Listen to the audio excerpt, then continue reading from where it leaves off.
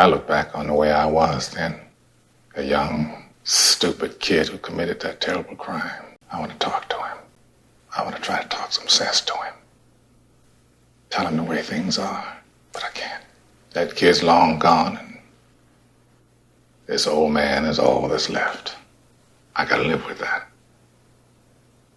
Rehabilitated is just a bullshit word. So you go on and stamp your form, Sonny, and stop wasting my time. Because to tell you the truth, I don't give a shit.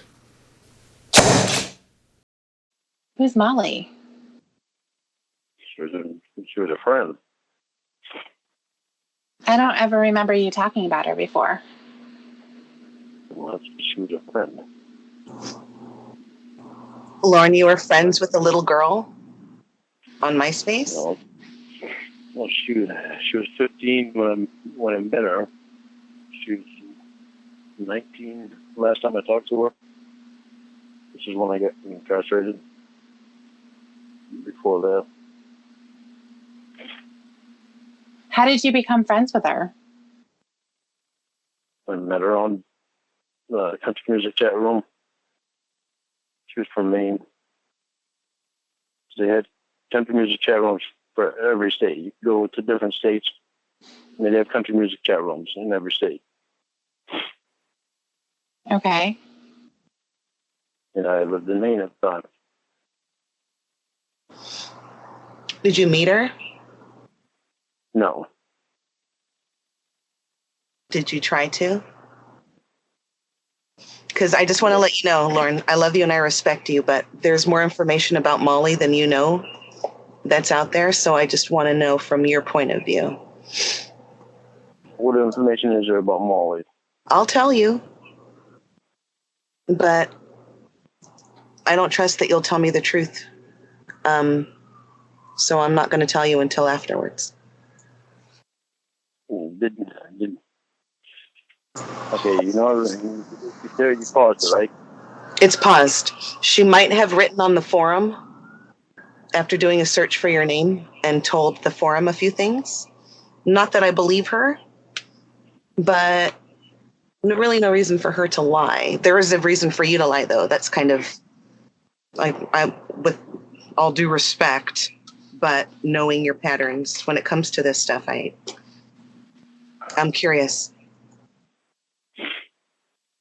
Me and Molly were going to try to be boyfriend and girlfriend. But with the way she acted, she was just too young at the time, and we both talked about it and decided not to. So I was a good friend with Molly for 4 years. Okay. She said that you guys were friends, but you were inappropriate at times during the chats with her. Yeah, she was too. Well, yeah, but she was a little girl. Don't you fucking dare. Hear me? I just said I know. I just said I know. Good. We can move on if you want. I think I want to stop there tonight. You can't just throw a fit because I asked a question about something in your past. It wasn't a problem that you talked with Molly, but I know, like you can't assign responsibility to a little girl. Even if she was the first one, even if she turned her camera on and she was naked, even if she did all of that, I'm just saying, like, please be aware that you just said, well, she did first and she did too. But, you know, like, she's little, sweetie. She was just a kid. I did try to neglect responsibility. I think we can, I think we shouldn't quit tonight.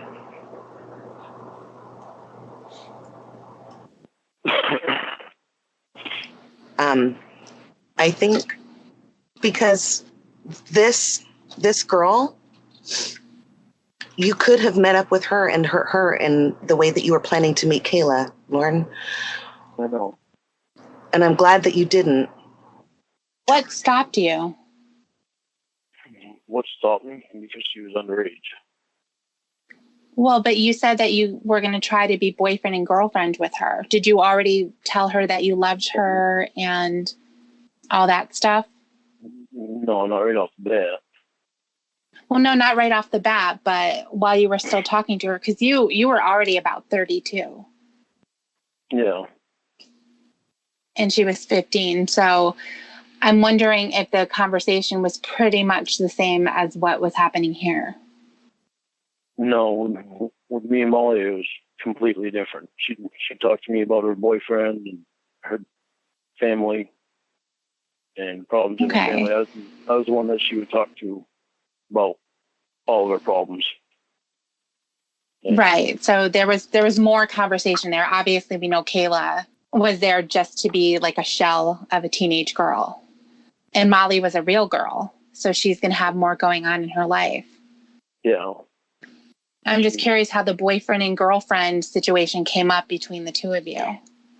That was just at the beginning. How did that start? I know you're saying that you were in a country music chat room. So how did it start that you guys were going to be boyfriend and girlfriend? Well, we started talking. It wasn't the first night. I don't remember exactly when, but I sang and she liked my singing, and she's asshole ticket of like Kenny Chesney, and I used to sing songs that she liked because she liked Kenny Chesney. Okay. So then how did the boyfriend-girlfriend thing start? I don't know. I don't remember exactly how that started. Okay. So I'm really curious because I'm wondering how it could get from I like your singing to we're going to be boyfriend and girlfriend. I don't know. I don't remember if I don't remember if it was her that mentioned it or if it was me. Okay. So then how... The more we both thought about it, there was like 3 years that she had to wait before her and I could see each other. And the more we thought about it, it's just like that was a long time for her to have to wait during her teenage years in high school. So we just decided against it. And we remained friends, and I still think the world of her today. She's a very special person. Did she mention that she posted in our forum a few years back wanting to discuss, like you were, Lorne, you gave her your last name too. You wanted to marry her and all this stuff, she said. And the reason I believe her is because you've done that to every female besides me that I know you've talked with. And I'm wondering if remembering about Molly, if it's so difficult because it's reminding you that you actually might have a predilection for little girls, for younger girls. You celebrated that Kayla had not yet grown any pubic hair, or not that much. And then there's a 15-year-old that you wanted to be her husband, and there's Kayla, and then the other chats, allegedly, I don't know because you don't remember them, that you had with the other Disney girl and Kimmy Cocoa Puff. And it's paused, but I'm just wondering if you understood that is a part of you. It's not something that goes away. I didn't understand any of it then. What about now? Well, now I understand that's not what I want. But I've always wanted an adult woman. What exactly happened? I'm still fighting, trying to understand it all. Figure out just exactly where I went wrong and when the thought process started going off. How many others have you talked to? Molly's the only other one that I've ever talked to that was underage. Why would Molly be the only other one? Because, no, there was one other one. She was 17. It was Melissa. Melissa, where was she at? She was in Maine. She was in Maine? Her too. Yeah, she had a lot of problems. And how did you meet her? On the internet. She was in a chat room. I think she was in a country music room or a main room or something like that. Okay. And then did you ever meet her? I did. Okay. Her and her friend came over to meet me when my nephew was there. Todd was actually came over to your... over to my house. They went to your house? Yeah, but I think she was like 19 at the time that she came over. So you talked to her for 2 years? I think I actually talked to her for 3 years, I think. And the last I knew, she was in Wisconsin or Montana or somewhere around there. Okay, so... I think. Well, yeah, but this is way after. We're talking about when this was happening. When that was happening, I was just talking to her. I wasn't anything. Okay, so when she came over to your house, what happened then? Nothing. Her and her friend sat in the chair, and me and Todd talked to them for a little bit, and then they left. Todd was around her age. Todd was around whose age? I think Todd was around. Actually, I think Todd was a year older than them. I think. How old was she really? We're not recording right now, Lorne. This is the time for you to be really honest. I just told you when she came over, she was 19. Well, the issue that I'm having is a lot of times you lie, and I understand why you are, because you're scared. But this is the time for you to be honest with me. Okay, I'm being honest. If she wasn't 19, she was 18. She was of age. So you talked to her for 2 years, so she was really 16 when you started talking to her, if that was the case. Yeah, maybe she was 16. She might have been 16. Okay. But if she was 16, she was close to 17. She didn't just turn 16. Well, I know. You know, the thing that I noticed is that a lot of times the guys would say stuff like, she's almost 14 or she's almost this, because then it doesn't sound as bad. It sounds like she's a little bit older than just saying she's 16, she's 17. It's better for them to say she's almost 17, she's almost 18. So what about what happened after that? Nothing. I never saw her again. Why didn't you? Because we were just friends. Then why wouldn't you see her again, unless you were thinking when she came over to meet you or when you started talking to her that you were going to be boyfriend and girlfriend? No, she was hurting when I first met her. She was not in a good position when I first met her. So when I first met her online. Did you have any feelings of wanting to be her boyfriend though, even though she had a lot of problems? I don't know if I did or not. Maybe that brought something out in you, like, I can protect her, I can help her out, and so that started some romantic feelings. Well, maybe it did. I don't know. I helped her out a lot, being someone to talk to, because she had a boyfriend, and when I met her, she didn't have a boyfriend though. I think it was like a year later she had a boyfriend, and she talked to me a lot about him. Okay. She was really confused about things. Do you think she might have been more around Molly's age when you started talking to her? I started talking to her now. Okay. So what would make you talk to somebody for 2 years? That's a really long time, especially if they're in the same state as you and you're feeling romantic toward them. What would make you wait that long? Then? Yeah. It's kind of like with Amanda. Amanda. Amanda James. Yes. Okay. So how is she like Amanda James? Well, she wasn't like Amanda James the way that I was.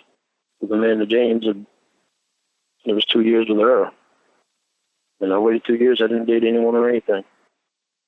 Okay. So when you were talking to Melissa, who was probably about 16, you're thinking you didn't talk to anyone because you didn't want to cheat on her?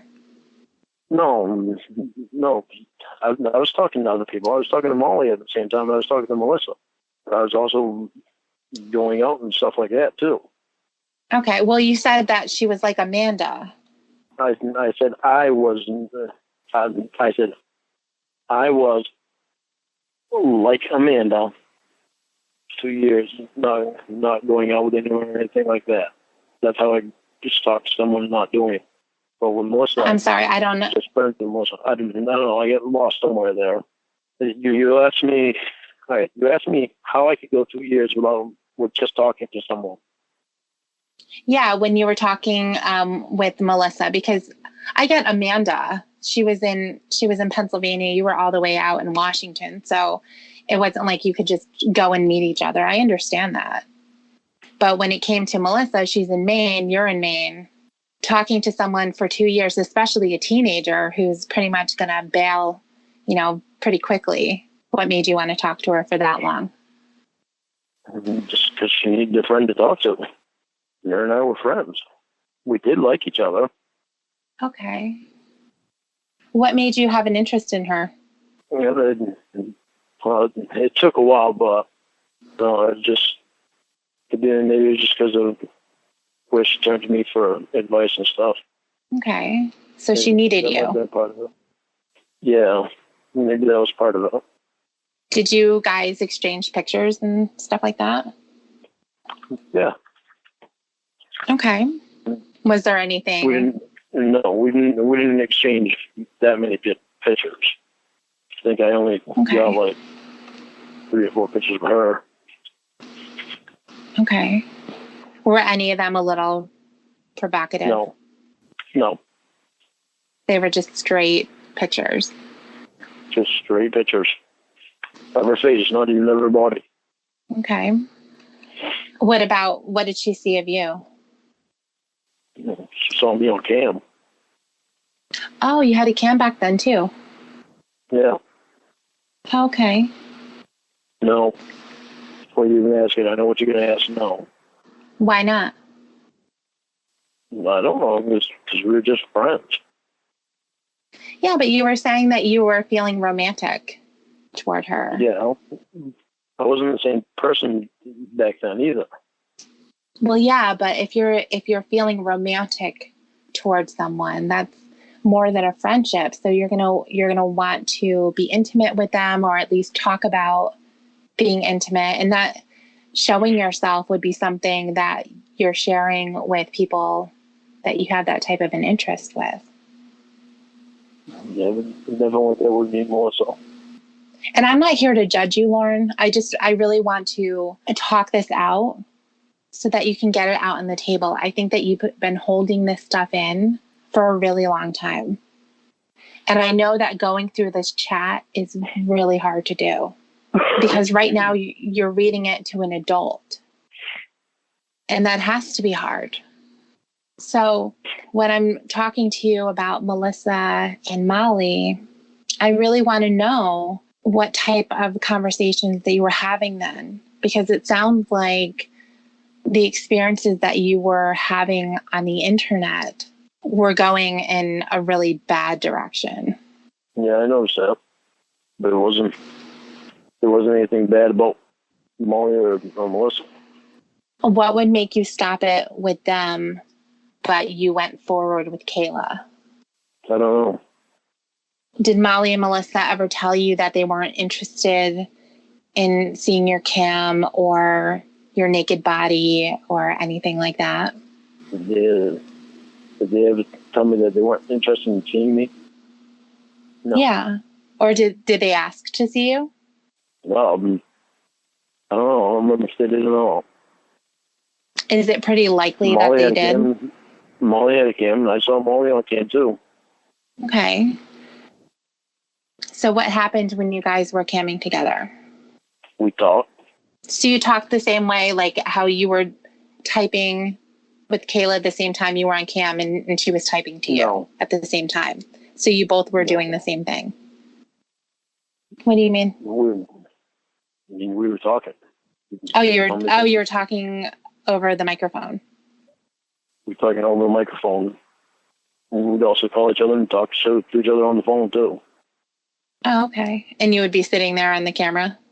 No, because my computer wouldn't let me have the cam and the microphone on at the same time.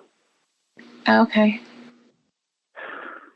So what did you used to do when you're talking to either Melissa or Molly and you would start to get turned on because you would be having romantic feelings toward them? I don't know. I know I'm feeling uncomfortable with the conversation. What is that? So I know I'm feeling uncomfortable with the conversation. Yeah, I can imagine that you would feel uncomfortable. But I'm not uncomfortable. You know, the one on the table here. I understand. The thing is that it's really important to analyze this type of stuff so that you can see where things started. You can see where your first experiences came from, where your interest and how you kind of knew how to navigate these types of relationships online.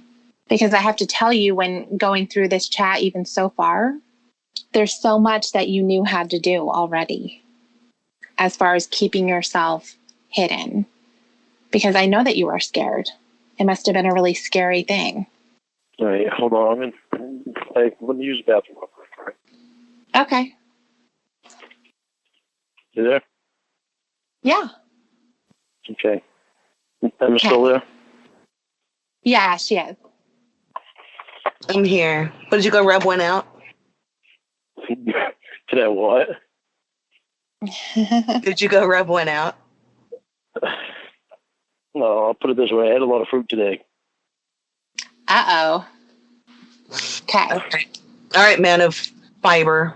I just wanted to let you know it's still not recording. So. It says not recording. So I'm going to tell you this one thing. Me and Molly had strong feelings for each other. What does that mean?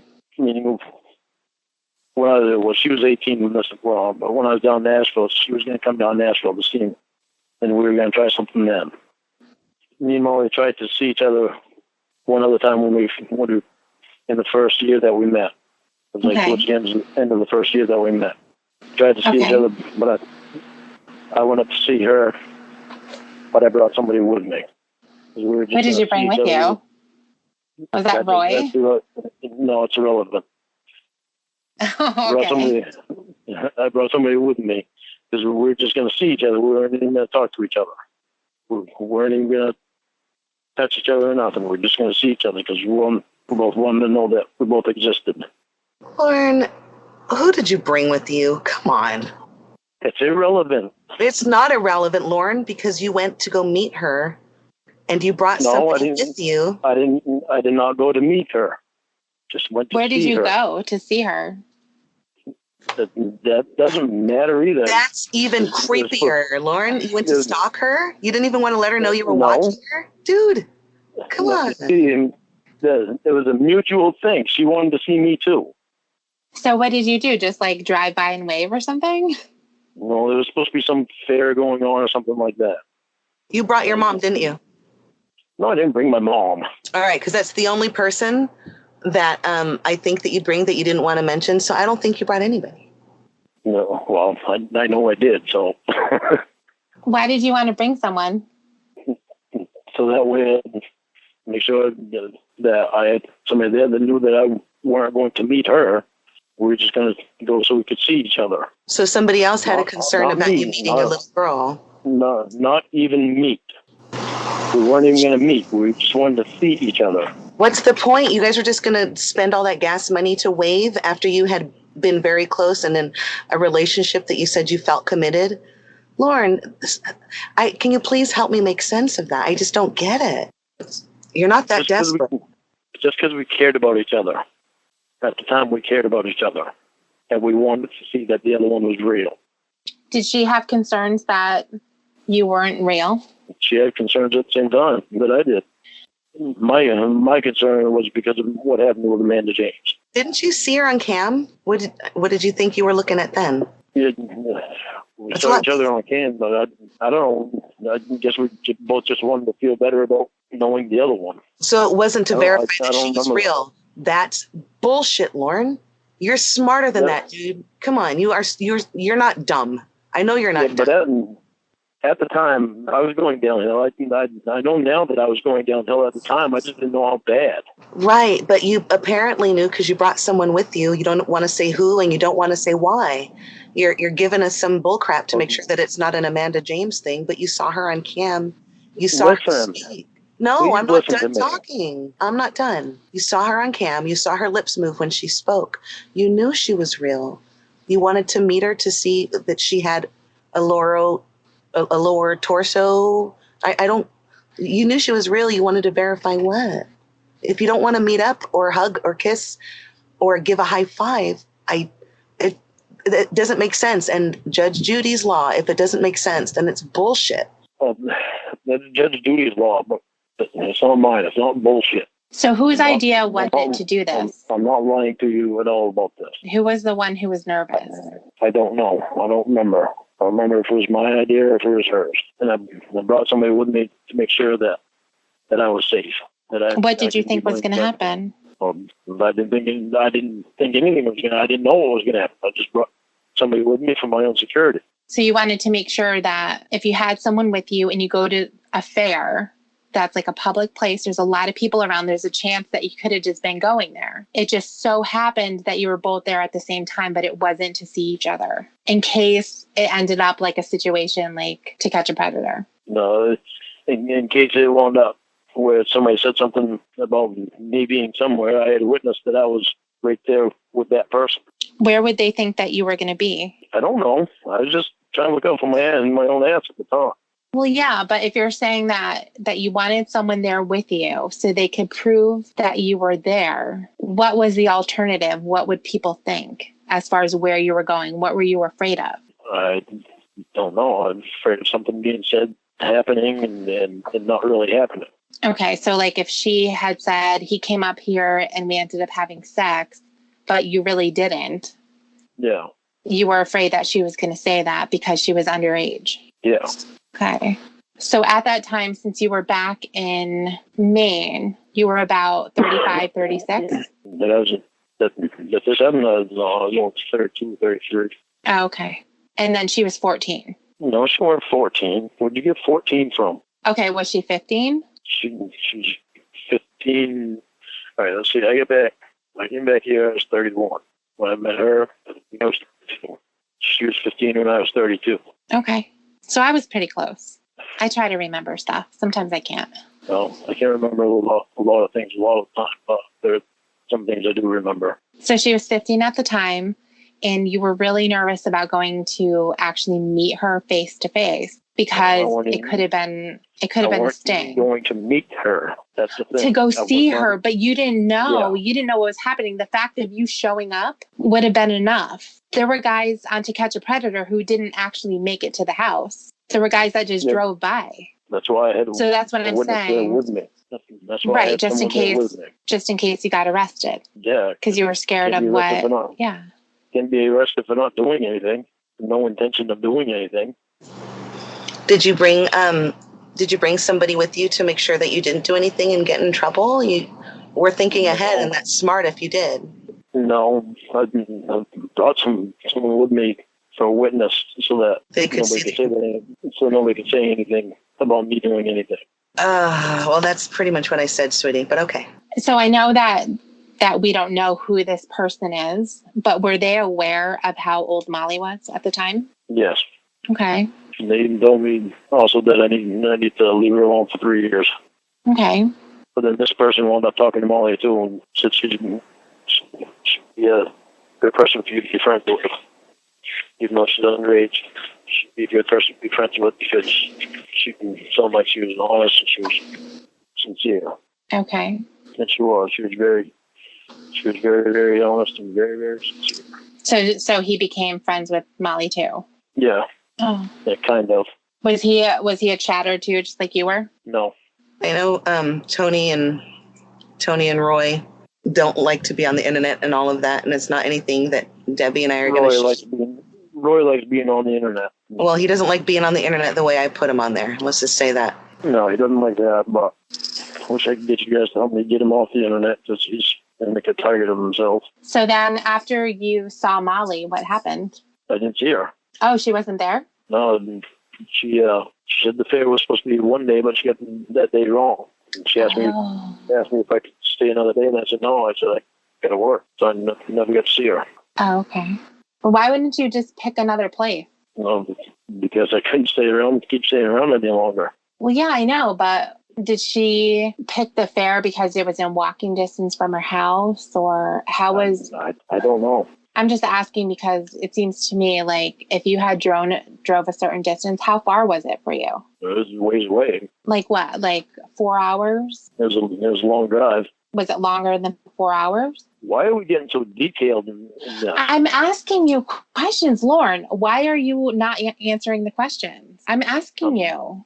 Because I want to know why we're getting so detailed in it. Because I'm asking for the story. I'm trying to understand things. Didn't you ever notice through this whole time that I ask a lot of questions? Yeah, I noticed, but... Okay, so it's because I'm trying to help. Well, I will tell you. I don't remember what I was wearing that day either. I didn't ask you what you were wearing. I'm asking you very specific questions because I'm trying to understand, and I'm going to try to help you understand. And if you refuse to do that, then you're going to be stuck in the same place. And then 5 years from now, you're going to say, I don't understand why. This is trying to figure it out right now. This is what we're doing. So I get that it makes you uncomfortable. I know that it is, Lorne. It's not going to get any better if you refuse to acknowledge what's already happened. If you refuse to acknowledge your memory, because you do remember. There are things you're going to remember. You just don't want to say. And that's the problem. So let's get through that. Okay, listen to me, please. Emma, are you listening? Yes. Emma? Where's Emma? She may have stepped away for a second. I'm not sure. Wait till Emma's back. Okay. At least we're not reading the chat log, huh, Lorne? Yeah. Well, I'm away from one difficult thing to another. I know. It's always hard to talk about the tough stuff. It is. It's really hard. Yeah. Especially when the person that I'm talking to is the one I'm interested in. Well, you're going to get through this. Even though I want you to know everything, it's still really difficult. Yeah, I know. I know it's tough because it's something that you have buried and you haven't wanted to talk about. You're in denial about it as if nothing ever happened. And I think that as soon as you do, and you answer my questions and we get through this and you elaborate on stuff so that I don't have to ask 500,000 questions, we can work it out and we can say, okay, I'm understanding this part now. Now let's move on to the next part. Do you know what I mean? Yeah, but I've never had anybody that I can open up to all the way. Well, good. I'm glad. You and I have Emma. This, I don't want Emma taking offense to it. There's still, sometimes it's still hard to open up to her just because of that fear that I'm being recorded without. Hi, sorry, back. Not gonna do that. Oh, I had to use the restroom. Okay. Well, he wanted to tell us both something, so we were just waiting until he got back. Sorry, Lorne, back, hun. Okay.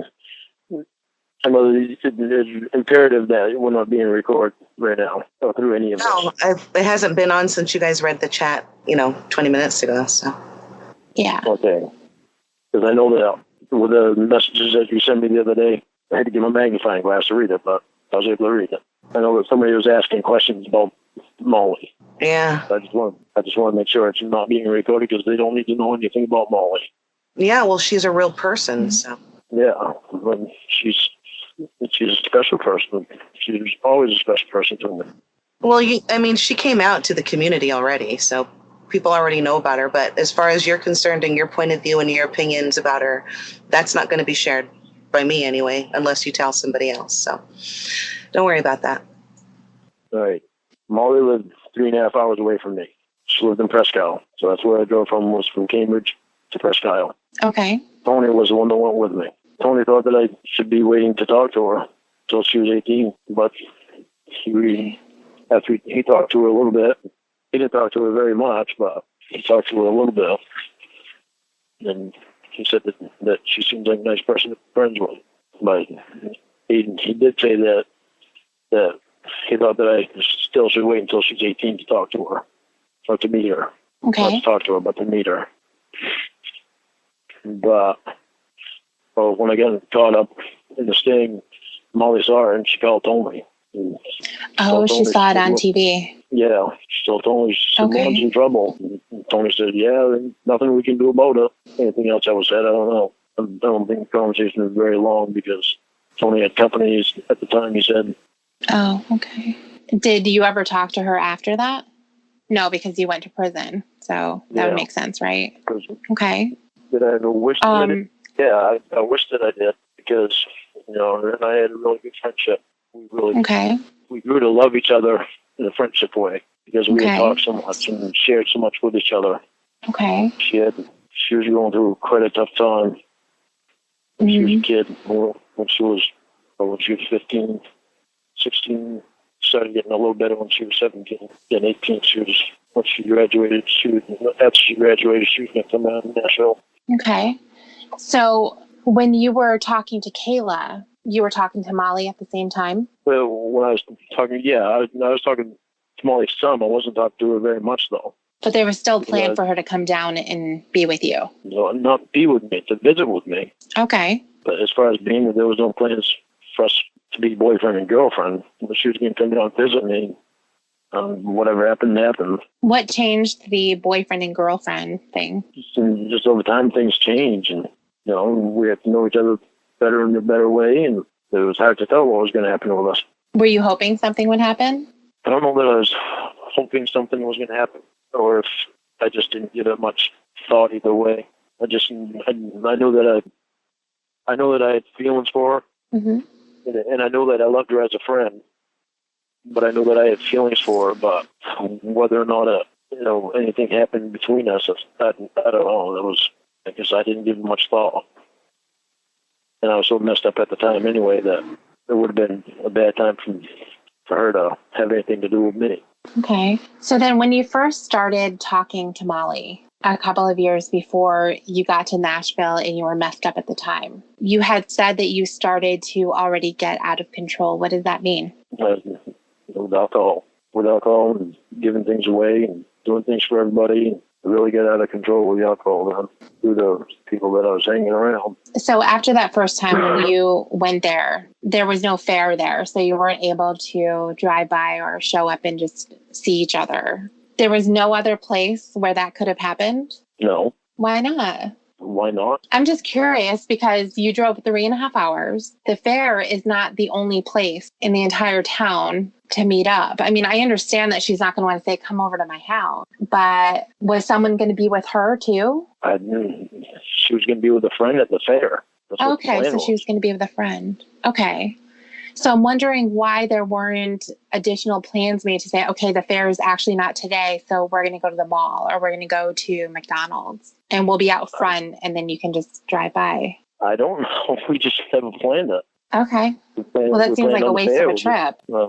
That's what we planned on. And it wasn't my fault and Tony's fault that it wound up being that day. No, it wasn't your fault, but I'm saying that seems like a really small detail. And since you drove all the way there, do you see where I'm going with this? Yeah, why didn't I have an alternate plan? I don't know. Why, even if you didn't... She lived in that area, so she knew when the fair was, so that was the plan. But I figured she knew the date. Did you have her phone number so that you could figure something out if it wasn't going to work out or something? No, she always called me. Okay. So you didn't have any way of calling each other when you got up there? No, she had a way to call me because I had a cell phone back then. Okay. Did she blow you off? No, I don't believe she did. She asked me if I could stay another day because the fair didn't start till the next day, and I believe her. Okay. So I guess it just kind of blows my mind that there wasn't an alternative. That's all. No, nothing I could do about it. Well, I mean, you were the adult. You could have had... Yeah, but I just figured she was in that area, so she knew when it was. So I never thought of any alternate plan. Man, two dummies making plans. Smart ass. So did you ever see her at any other time? No. Okay. But you stayed in contact with her? Yep. Okay. So at the very beginning, and again, I'm kind of stupid sometimes, so I kind of reiterate things and stuff like that. But so when you first started talking in this country music room, you would sing the songs that she liked and you were talking privately. When did it turn into like a boyfriend-girlfriend thing? Did it happen quick? I don't know. I don't remember. When you ask me them questions, I don't remember because it was so long ago, and it's not like I marked it down on a calendar. Right.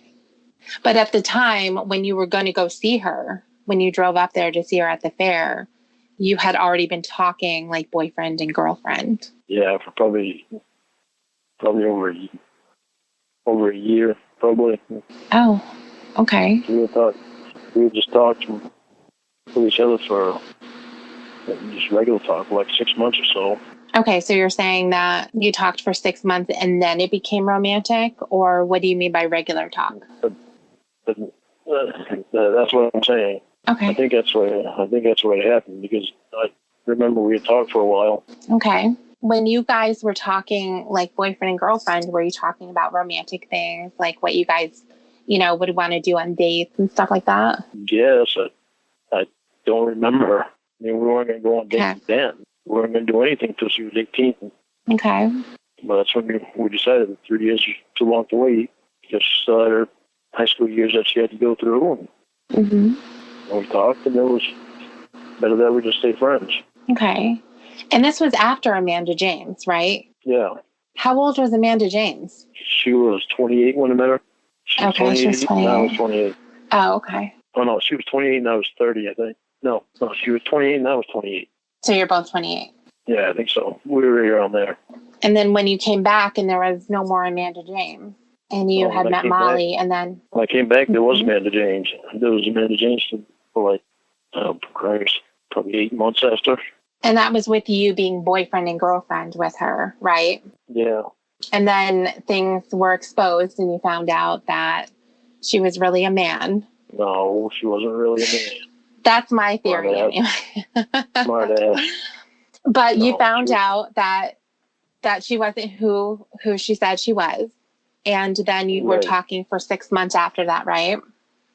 Yeah. Okay. All right. And then there was Melissa. And there was Melissa. Melissa was sometime at the same time Molly. Okay. And then Molly before I met him, so. All right. And then Melissa... I got the chat marked where we stopped, so that's enough for the chat tonight, because we're talking about this now. That's fine. So. Yeah, that's fine. No problem. No problem. I think this stuff is just as important as the chat. Yeah, I think so too, Lorne, because one of the things that I think is the most important that you're able to get from this is to see back then you had patterns that you repeat to this day. And if you're able to now recognize them, or even the antecedents or the build up to that, you can stop something before it happens now. And that's why I think it's important to go through this. And it's not anything that anybody's going to know about or bring up or throw in your face later. I just think it's important for you to know that, hey, this was not a one-time thing. I do have a bit of an interest in something I really shouldn't. And denying that you did for so long was not doing you any favors, hon. Once you admit it, then you can take power over it. It's no longer going to rule over you. And that's what I want from this for you. Well, I want that too. I'm happy that it's you two that I'm doing this with. It's so nerve-wracking that it bothers me. I know it's nerve-wracking. I understand. But we're both here to help you kind of navigate a lot of the stories that you've kept hidden. You know what I mean? Yeah, I know the lies that I tell. Yeah. I know you don't want to tell those anymore. It's really nice that I have two people that I can talk to and open up to. Mm-hmm. I don't like hiding things. I never have liked hiding things. I've never liked lying. No, it's a huge burden. Yeah, it is. Because you know, as soon as it comes out of your mouth, and you know that you're going to have to now remember it. And you're going to have to just keep repeating it. And that's why I think so many of the stories that you've been telling over the course of these years sound exactly the same, is because you've pretty much memorized a couple of details and you keep hammering away at them. Well, I don't want the world knowing my business all the time either. It's annoying. It's irritating. It drives me nuts. Okay, so we've talked about a couple of different people that you've had romantic feelings for, and it was a little bit scary for you because you knew that they were underage and you were a lot older. Yeah. Do you think that there was ever a time when you were feeling comfortable in front of your camera and you wanted to show them how you were feeling about them? Was there ever a time that I was feeling comfortable? No. In front of the camera? And this What do you mean? is what I mean. So take a deep breath, and I'm going to ask you again. Okay. Okay. Tell me what When you you mean were, by that. when did you ever expose yourself? Were you ever naked? Yes, I was a couple of times, Okay. but they didn't always see. What do you mean they didn't see? Meaning they saw my face. Saw that I Okay. never So shirt it's on on. your face. Okay. And then what would make you, on the other times, make you show your penis? I don't know. We were just talking about it, and yes, that was when we were interested in each other. What? We were just friends. Okay. We were just friends, and it was nothing but friends. Was it kind of a situation where you would get up for more coffee or something, and so you would No. get up and that's how they would, by accident, No. see it? No. Okay. No. Did they have sexual conversation with you too? A couple times we did, but Okay. there weren't Was it very ever over the phone? I'm sorry? many. There wasn't very many. No, it was never over the phone. Okay. Okay. So you were just Over the typing microphone. with one hand rapidly? No. Yeah.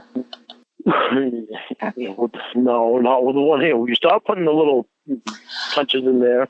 Well, I'm just saying, if you're masturbating, then you got to keep the business going while you're trying to type it. Oh, come on. I think it's cute when she does that. She's not trying to hurt you. It's cool. I know, but it's Silly. it's like she's trying to put the thing in there that I know you were, so don't tell me you weren't. You're trying to call Well, you me were, right? No, I wasn't. Lauren. Okay, No, so I then when wasn't. you were Serious. having this kind of romantic chatting, and you probably were showing yourself at some point, right? While you were feeling a little sexy. I don't know. There's only a couple of times that I showed myself. A couple times that she showed herself. Okay, so she showed herself naked too. Yeah, and that was at the beginning. That was Molly.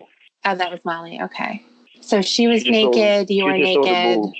No, she just showed her Oh, boobs. she She did. didn't show anything else. Okay. And that was only twice. And one time wasn't even meant for me. Oh, really? Yeah. Okay. I told the lady that I knew. I could tell she was talking to somebody else. Did that make you feel jealous? It did, and that's why I had to back off a little bit and think about things.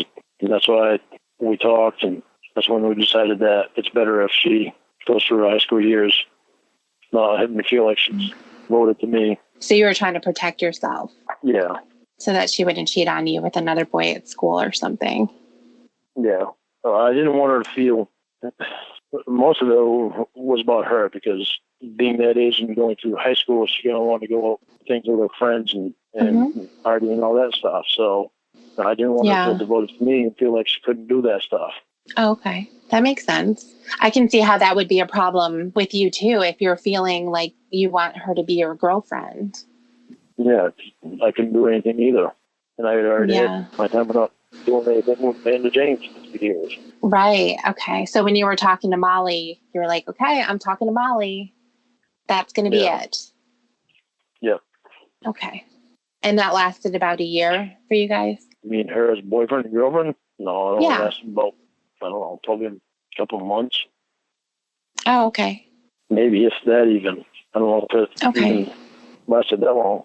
But this was all within the first year of you guys talking. Yeah. Okay. Are you taking Did she ever ask you? I'm sorry? What was that? Are you taking notes in case you forget later? No. No, I'll probably just ask again. That's what I do. I repeat myself 1,000 times. I know that about myself. How about you, Emma? Are you taking notes in case you forget? Emma? No, she's not doing that. She could have went to the restroom again. No, I'm here. I'm there sorry. I kept trying to tap mute. I'm listening and I couldn't respond. But yes. Oh. Are you taking notes in case you forget later, Emma?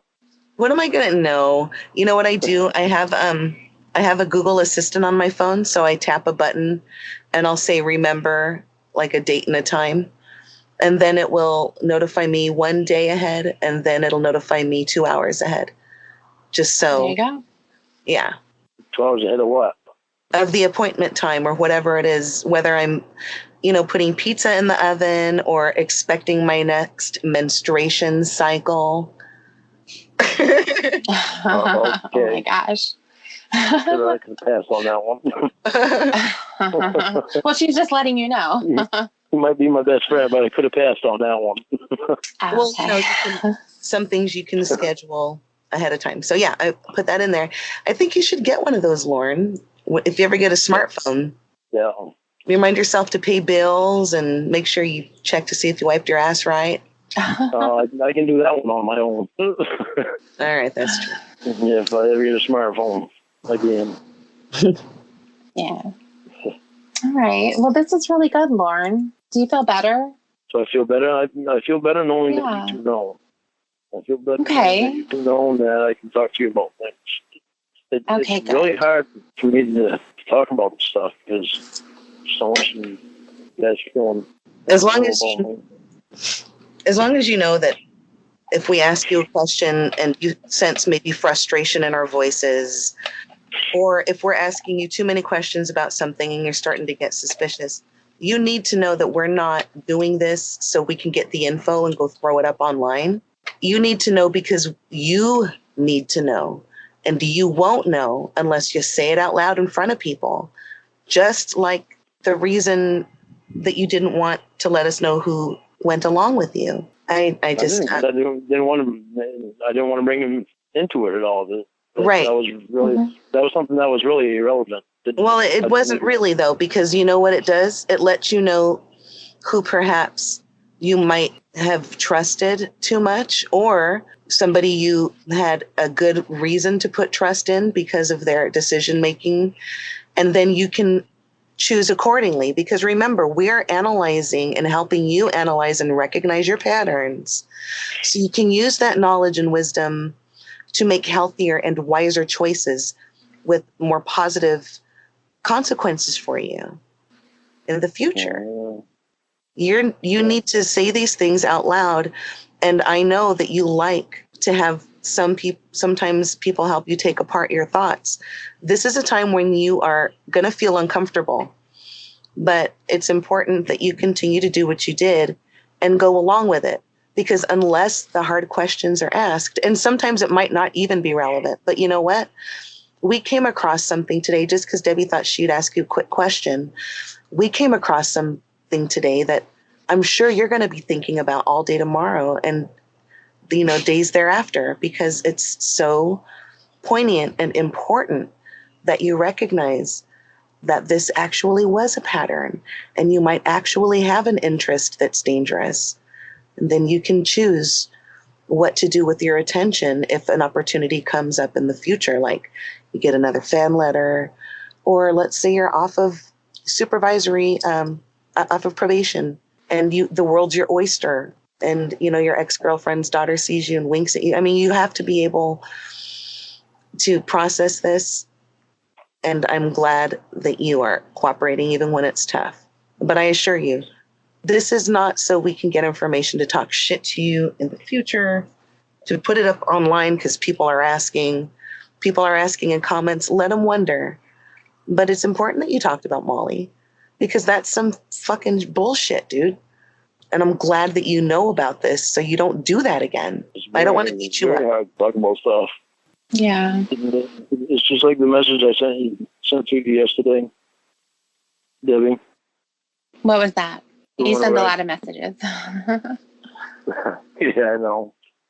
The one where I told you that I wish I could just hug you right now. Mm-hmm. Hug you for a long time right now. And you told me. I wanted to talk so bad, but I was trying to put the thoughts in my head, and it's frustrating when I don't have somebody tell me how me think it all through. I know that it is hard, just like with what Emma was saying. It's about preparing yourself for the future. And if you have this little inkling inside of yourself that you're still curious about, the types of things that were exciting you before, when you were talking to Molly and Melissa and then Kayla and whoever. No. I don't want you to say no. I want you to let me finish. Finish. That is the type of stuff that makes me nervous. When you decide that you don't want to explain things, when you start to get defensive and you shut down. and you start going into denial, saying, no, I didn't do that. I didn't want that. I'm not attracted to them, any of that stuff. Because if you were to go back onto social media, on YouTube, if you were to have access to your comments and emails and things like that, you haven't demonstrated that you have any control and that you have any grasp on what was happening before when you got into trouble. So when you don't do that, there's a high likelihood that it's going to happen again because it hasn't ever been resolved. So that's what Emma's talking about. And I think it's really good advice to keep pushing forward, making sure that you're really processing this stuff and getting a better understanding. And I think that when you received that assignment in class that said, what do you need in order to not sexually abuse again? You're going to be able to answer that question. Say, what do I need? Is it, I can't go on the internet. I can't have access to social media. I don't want that temptation because I can't control myself. If someone is engaging with me favorably and is a female, then it's very likely that I could be attracted to her and I could feel romantic feelings, especially if she's expressing those to me. And then the things that should be popping into your mind, like how old is she? I need to make sure, she's however old. Those things are going to fly out the window because you're going to be blinded. Like, she's talking about me in a nice way. And, I really love the attention. Oh, she's only 16. How can we go about this so that nobody knows? And then you end up going down the same road. So you have to answer those questions really honestly. And that's why it's really great that you are being honest with these situations that you're talking about. And you continue to be honest. These are the types of answers that they're looking for in your class. They're not looking to get information from you. They're not looking to have you incriminate yourself in some way. It's a matter of getting you in a position where you are going to be safe in society on your own, and society is going to be safe with you. You can't do that if you're not answering the questions properly, if you're not processing the therapy properly. Well, see, it's like now, Mm-hmm. I have no desire at all to be around kids. I don't think about them that way, nothing. Mm-hmm. And I purposely try to get away from kids as far as I can, which is sad because I used to love kids, and I used to love playing with them and even little kids. Even when I was a kid, I used to love them. Mm-hmm. Yeah, I know. You've mentioned that before. I think that it's good that you don't want to be around kids. Now it's like if I do something for kids, it has to be from a distance. And I have to do it through somebody else, so that way my name's not attached to it. And, it's well, that's one of the things from St. Jude's affected me so much. Because I've donated to St. Jude's before, and I want to do things for kids. And if I do anything for kids now, it has to be for somebody else. Okay. Well, that's probably a good thing. That's a good thing, Lorne. Well, I think it protects you. Yeah. It protects you and it protects them too. And I'm not saying that you're looking to, engage in sex with every kid that you see. That's not what I'm saying. I'm saying that it's good because those types of barriers need to be there. And those are the types of barriers that you need to identify that you can include in your life so that everyone is safe, including you, so that there's no question, so that there isn't anything that could possibly happen. That's what I want. I don't want that to ever be any question about me and kids. Absolutely. Yeah. That's absolutely. Why I keep my distance. Right. And so that's why I think if you do go on the internet again, I think it's really dangerous for you to engage with people. You want me to be honest about the internet, about me and the internet? I really don't want to go on the internet again. I'd much rather have you and Emma do it for me. Okay. Whatever has to be done on it, like putting my videos up on it, shit like that. I really don't want to go on it myself. Then don't do anything. Debbie, you already know all my information that needs to be known for anything to happen on there. So. Right. But then don't do anything. You're not required to be on the internet. You know that, right? I know, but the thing with my computer, the reason I want my computer back is that's how I made my songs. That's how I made my videos from the songs. from my computer. Well, but you can make your songs for yourself. Why do you have to go on the internet if it's going to be something that's harmful to you? Well, I don't have to. That's why I'm saying. That's why I was talking to Emma before. And I said, if I have my computer back, then I can make my songs again, and I can send them to you or her, and you guys could do that. Put them on the internet. On YouTube. But why do they have to be on the internet? Well, because I can make money off of it. It's YouTube. If I can make money, money somewhere, you know. Well, something that I enjoy doing. Yeah, but I mean, look what happened last time when you tried to sell stuff and make money off of the internet. It completely backfired. I do think that you could be, Lorne, you could start doing celebrity endorsements once you get off probation. Put your voice on one of those websites where people can give you $50 and you'll say, "Merry Christmas, ho, ho, ho, Lorne Tommy Chong."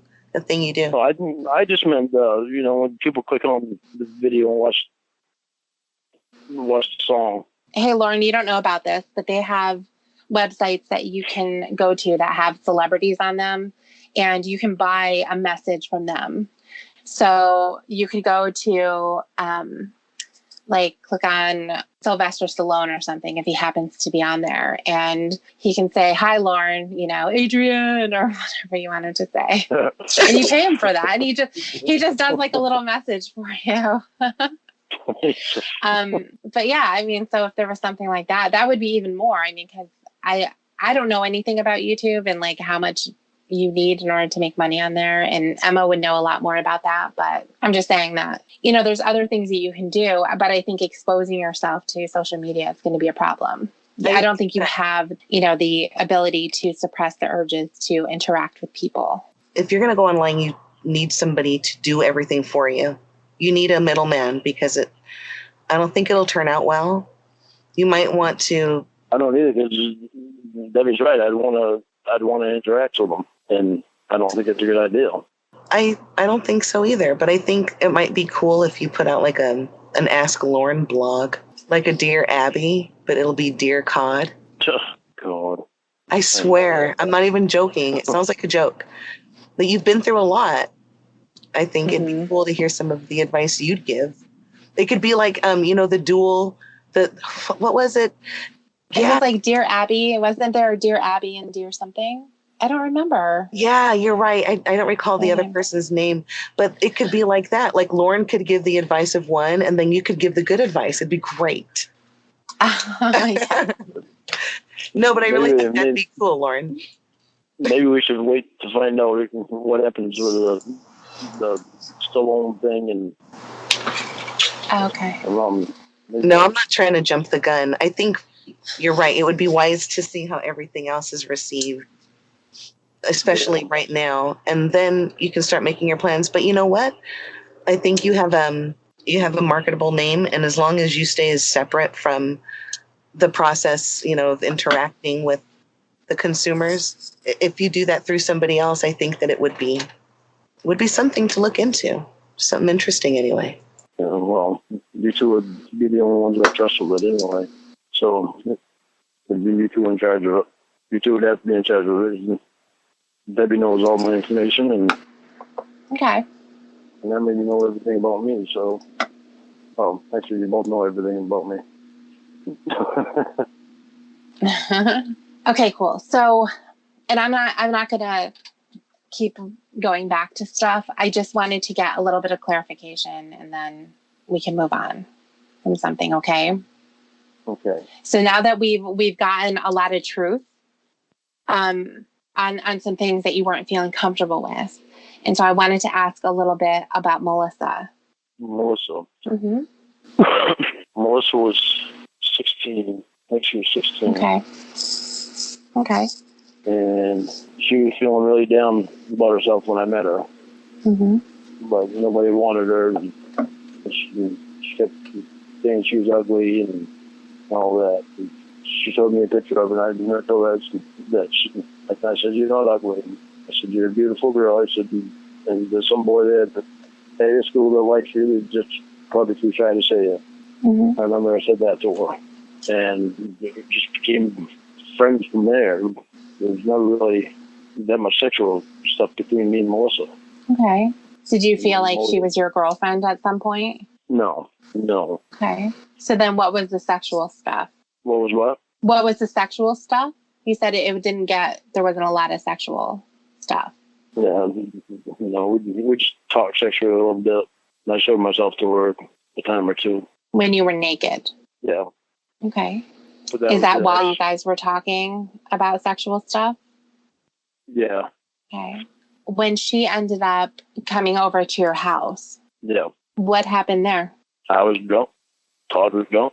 Okay. She had a pregnant girlfriend with her, and we just talked. Did Melissa get drunk too? No. Oh, she didn't. Todd, so the two boys were drunk, and that was it. Yeah, Todd was actually 2 years older than Melissa because Todd was 21. She was 19 when her and her girlfriend came over. Okay, so you talked to each other for 3 years before she came over? Yeah. Why do you think it took that long? Why? Yeah. Because, I don't know, I just did. I really planned it. So what made you want her to come over that night? I didn't even know that she was coming over that night. How did that happen then? Her and her friend showed up. Oh, you had given her your address before? My address, yeah. Oh, okay. Yeah, I told her if she ever wanted to come over, then she could. I gave her my address, and I guess she wrote it down. And she just showed up one day, but you guys were still talking at that point. Yeah, we were still talking at that point. We didn't talk much after that because it wasn't long after that she moved out to Wisconsin or Montana, somewhere out there. And then what were you feeling when she came over? I mean, did you want to kiss her or something? Like, you had already had these... Okay. I gave her a hug. She gave me a hug. I even gave her a friend a hug. Okay. But I felt awkward because I didn't know if she was going to show up, and me and Todd were drunk. So after you had a chance to see her, did you have any romantic feelings for her? No. No? You don't want to get anything going, maybe? No. Okay. All right. Were there ever any times... Go ahead. I felt really bad for her when I first met her. Yeah. She felt so down about herself. Yeah. I was happy to be there for her when she needed somebody to talk to. Mm-hmm. Because I helped her through a lot of crap. She was going through a lot of crap. Yeah. Only this crap had to do with herself and how she felt about herself and things that she was doing. And she was a nice girl too. Had you ever come across anyone that you were talking to that was, around Molly's age or, something like that where... Was there anybody else that was underage that I talked to? Is that what you're trying to ask? Yeah. No, that was it was just them two. So was it because they approached you somehow, or did you approach them like you did to Kayla? I don't remember who approached too. Molly, I think Molly messaged me first, I think. Mm-hmm. I think she messaged me first. Okay. And I think I met Melissa in the country music room too. I don't remember that one. I don't remember exactly how we met, but those are the only two anyway.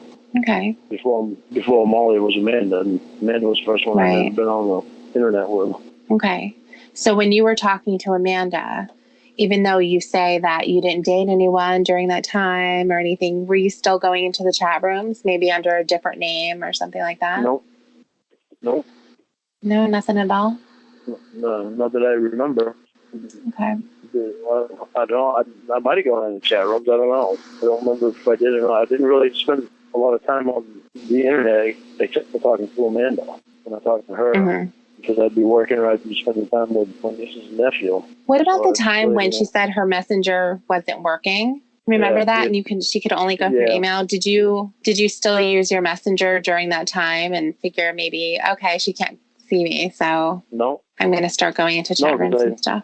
No, because I had my nieces and nephews a lot of the time. So when she sent me an email, if my nieces and nephew weren't there and we were emailing back and forth to each other, then I'd sit there and wait, keep looking and see when her email come in. And that was actually towards the end before I left to Washington State to come back to Maine, because that happened. Oh, let me see. There was like a week or two that I had hardly heard anything from her at all. So I figured something was going on with her. And that's when I decided that I think it's better if I move back to Maine so I can be closer to her so that we can see each other. And then you drove through Pennsylvania and never saw her. Yeah, I drove to Pennsylvania and never saw her. We drove through the town that she lived in. Never saw her. Right. Okay. And then there was Vanessa. Then there was Vanessa. Vanessa was 21 or 22. I think she was 22 when I met her. And how did you meet her? I think that was through country music room. Okay. So you were slaying all the ladies in the country music room. Oh, sorry. I guess I was. Yeah. All right. Sorry about that. That's okay. So again, we're going to be completely honest, and I really appreciate that you are. So if Vanessa happened to be a little bit younger, that's okay too. I just want you to know that. Vanessa was not younger. Okay. Vanessa had even talked to Mom and Mom's friend Mel. Okay. She promised several different times. She even told Mom and Mel that she would be up. Yeah. Still never showed up. That crushed me. Yeah. Well, you said that she was from New York, but she had a West Virginia phone number. Yeah. Right. Okay. Yeah, all right. That crushed me because I really had feelings for her. Mm-hmm. I talked to her a lot on the phone, and it was a tough one. Yeah. Because before her, I had never spent that much time on the phone with anyone. Oh, okay. So that's where your addiction started. Yeah, including Amanda James. Okay. I never spent that much time on the phone with her. Yeah. So most of the time that we were on the phone, she called me while I was working, and we thought maybe a half hour then, but that would be it. And the rest of the time was on instant messenger. And, okay. Yeah. All right. So with Vanessa, that kind of sparked your interest in talking on the phone all the time. Yeah, I guess it did. Okay. Huh. Did you ever ask her why she never decided to meet you, or did she just disappear? No, I didn't. I asked her why. I don't remember what her reasoning was. Was it because she had a tiger to feed? Yeah, it must have been. Yeah. That's crazy. Yeah, it's pretty fucked up. Yeah. Okay. So is there anything else that you think you want to kind of go over? Anything you're confused about? Things that you're uncomfortable about that we can talk about? We can listen to a phone conversation. No, I don't want to listen to a phone conversation right now. Okay. Yeah, no phone conversation right now. Come on. Okay. Okay. Okay, but we're going to have to do it eventually, okay? Yeah, I know we'll have to do it eventually. I just don't want to do it right now. We don't have to. It was just a suggestion. How do you feel? This whole thing with all these celebrities makes me uncomfortable and nervous. Oh, shit. I can check that. Do you want me to see what's up with that? Hold on. If that's okay, I don't know if Tiffany has a problem with that. No. If Tiffany you're not recording, so you don't have to follow that right now. I know. She does. Joke, Lauren, you were supposed to laugh, damn it. No, Lauren knows that I made up a name for you just to preserve your privacy. Yeah, that's fine. Yeah, I'm really going to make sure that you both know everything that's going on. Okay, there's a Gordon Ramsay one. Oh, no, it's just an ad. Watch my new show, 24 Hours to Hell and Back. With a link. That must be where it's giving me a shout out. Oh, maybe it's real. Okay. I thought maybe it was just a commercial. Cool. Well, that's cool. Does the link go to the show? Or? Do you want me to click on it and see? Hold on. I don't know. What do you two think? All right. I just don't want you to click on it and wind up being some virus or some crap. No, it's a YouTube link. 5, 6, 7, 8 Fuck out of there. Get out! Out! And one more thing. Get out! Romantic dinner. More like a fucked up dinner. All three of you are pathetic. You don't care. I care. You're way behind and you haven't got a fucking clue. All right, I don't know why you would post that. Excuse me. It comes with a little, doesn't it? Wow. That probably would not be a show that you'd want to. I don't know. Does your mom cuss? So if she got a shout out on a show where somebody uses language like that, would she feel offended? Mom, no. No. Okay, good. Colin Rye. Colin Ray. Yeah, maybe that's Raye. Raye. COLLINRAYE. That's Colin Ray. Oh, I don't know the fuck that is. Sorry. You know, some of the songs that I sing on my videos, some of those are Colin Ray's. He's the one that. Oh, he's a singer. Yeah, he's my favorite singer. He's my favorite country music singer. Oh, he's in a band? No, he's his own. He's a There's solo a act. picture. There's a picture of an old guy. He has more hair than you, though. With a desert. There's a picture of an old guy with a desert in the background and black shirt. Yeah, blonde hair. Yeah. On the side. Yeah. Yeah. He looks like English. Yeah, just like he has a long face. What other kind of a long face. What other features do Englishmen have? I'll be able to tell you. I don't know. All I remember is Mr. Belly from the Jeffersons had kind of a long face and he was English. Just Colin Ray's face is a little bit long. Oh, yeah. I think he's English. You're right. I mean, there's John Cleese, and then there's Charlie Buckets. What's that? The dude's name? The science teacher.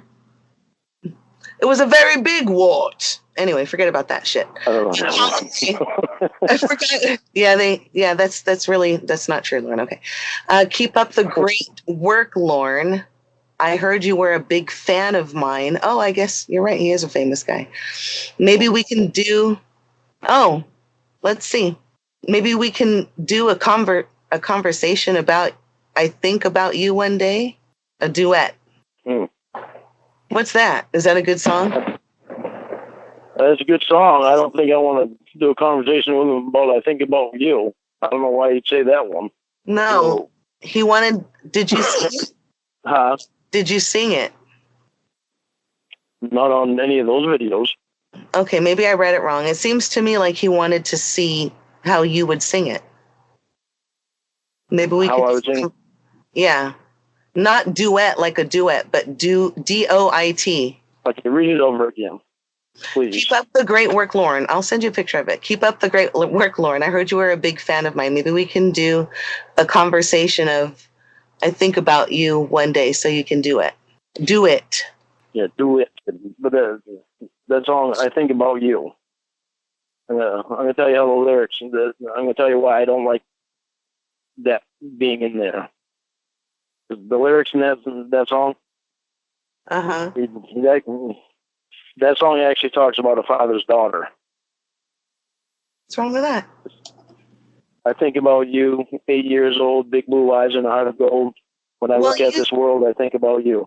You sang that Help Pour Out the Rain song really beautifully.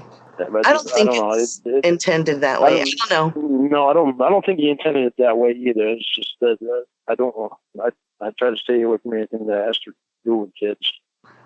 Well, that's cool. I mean, whatever. I'm just reading. I try to think of how the world takes it. And all right. It sucks, but yeah, there are a lot of that's the only one that has like a bunch of thumbs up. That's how I knew it was a special person. I didn't know that Colin Ray, or what was it? Colin Ray. Colin Ray. Thank you. I know who that was. How many thumbs up did he get? Not very many, just like 38. I just thumbs up it now. It has 39. 39? Yeah. How many of the other ones have? Lauren, really? Do you think Debbie wants to sit? I mean, Tiffany wants to sit? Just kidding. Here, listen to how many thumbs up everything has. Sylvester Stallone has 598. He's more famous than Colin Ray. Who? Sylvester Stallone. Well, the ones that you send me, they only have like 3 or 4 thumbs up on them, so that's why I thought it was a lot. Well, yeah, but it's the weekend, so people they're out of work, they're just chilling. Yeah. Saturday and Sunday are huge. Friday night. So tomorrow there'll probably be even more. Oh, I can see how many people are watching it right now. You want me to check? Yeah. All right, viewing live right now, 9 users. 9 users? Yeah, that's for part 2. It's part 2. Yeah, day 2. All right. I'm lost on all that. Well, no, the day 2 of the chat. Do you think that'd be? You think it's a good thing they didn't really hear The original day 1 and day 2. Yeah, probably you were crying a lot. Yeah, it was rough. So, It was really if rough. that, yeah. Yep. Yeah, I'm glad we're past that. Yeah, me too. I want to go now. I do too. Okay, bye. Hello. Hello. I turned the TV down so it doesn't irritate you. What is that? So I turned the TV down so it wouldn't irritate you because I know it's Perfect. so loud in the background. Yeah, that'll be good because I hate that. I noticed. Yeah. All right. Okay, so I've been thinking since we last talked, and Okay. I feel like we really tapped into something when we started talking about Molly, and I wanted to keep going with that. Okay. What do you think you tapped into? Well, I think it's kind of the tip of the iceberg, considering this was several years before you went to Nashville. Yeah. And she was very young. So Yeah. I know that you had mentioned several times that you were confused, and you didn't know why things happened. And I think that we're going to find the answers if you allow us to go deeper into what was happening. Well, Chris, I'm going to allow you because I don't want to do a job half done. Absolutely. Absolutely. I know that it's uncomfortable. I don't have Emma on the line. I just wanted to talk to you because I know that she gets upset, and I wanted to kind of leave that off the table, so that you felt more comfortable knowing that it was just me. And then hope. Okay. Are you on speaker? No. Okay. Are you at home? Yeah. Some further away. No, I'm right here. Well, I understand you're right there, but I'm just saying no. I just have the phone to the side of me, and I have my earbuds in like I always do. So yeah. Oh yeah, your headset. Well, it's not really a headset. They're just little earphones. I always do that. I don't like to hold the phone. Yeah, that's why my headset comes in handy. Yeah, still not doing it. If you'd like it if you did. All right, still not happening. So I'm really glad that you were open to talk to me, because I was a little worried that you weren't going to be. Okay, you really need to understand that there are not many people that I will completely open up to. Mm-hmm. You are literally the first that I have ever completely opened up to. Okay. Why that is, I don't know. It's weird, but it makes me feel good because I can finally open up to someone and not hold anything back. Yeah, and that's exactly what I want. I want you to be open, because that's where you're going to find your answers. I'd like to be open with Emma, but and I know I can trust Emma, but I don't know. It's just not the same with Emma as it is with you. It's just something about you that really works with me, and it's nice to have that. Yeah. So Molly, I can tell you with Molly. Okay. That me and Molly really did care about each other a lot. With Molly, this was back when you were in Maine, and this was after you had met Amanda James. Yes. Okay. So let's see. So you came back to Maine, you said 2002? I think it was 2002. All right. That way her and I could be closer and might be able to see each other. Mm-hmm. And Okay. after 2 years, my feelings got really involved with Amanda James, and just didn't realize that she had lied to me.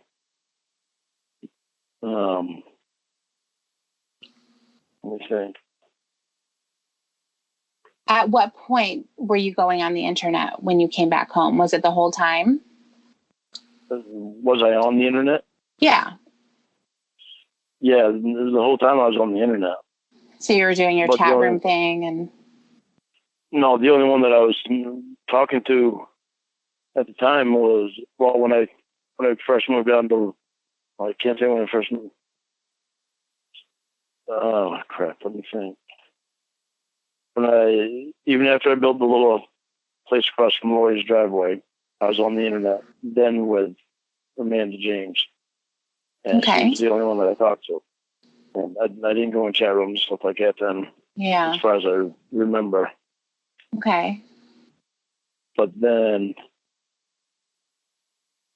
let's see. After Lori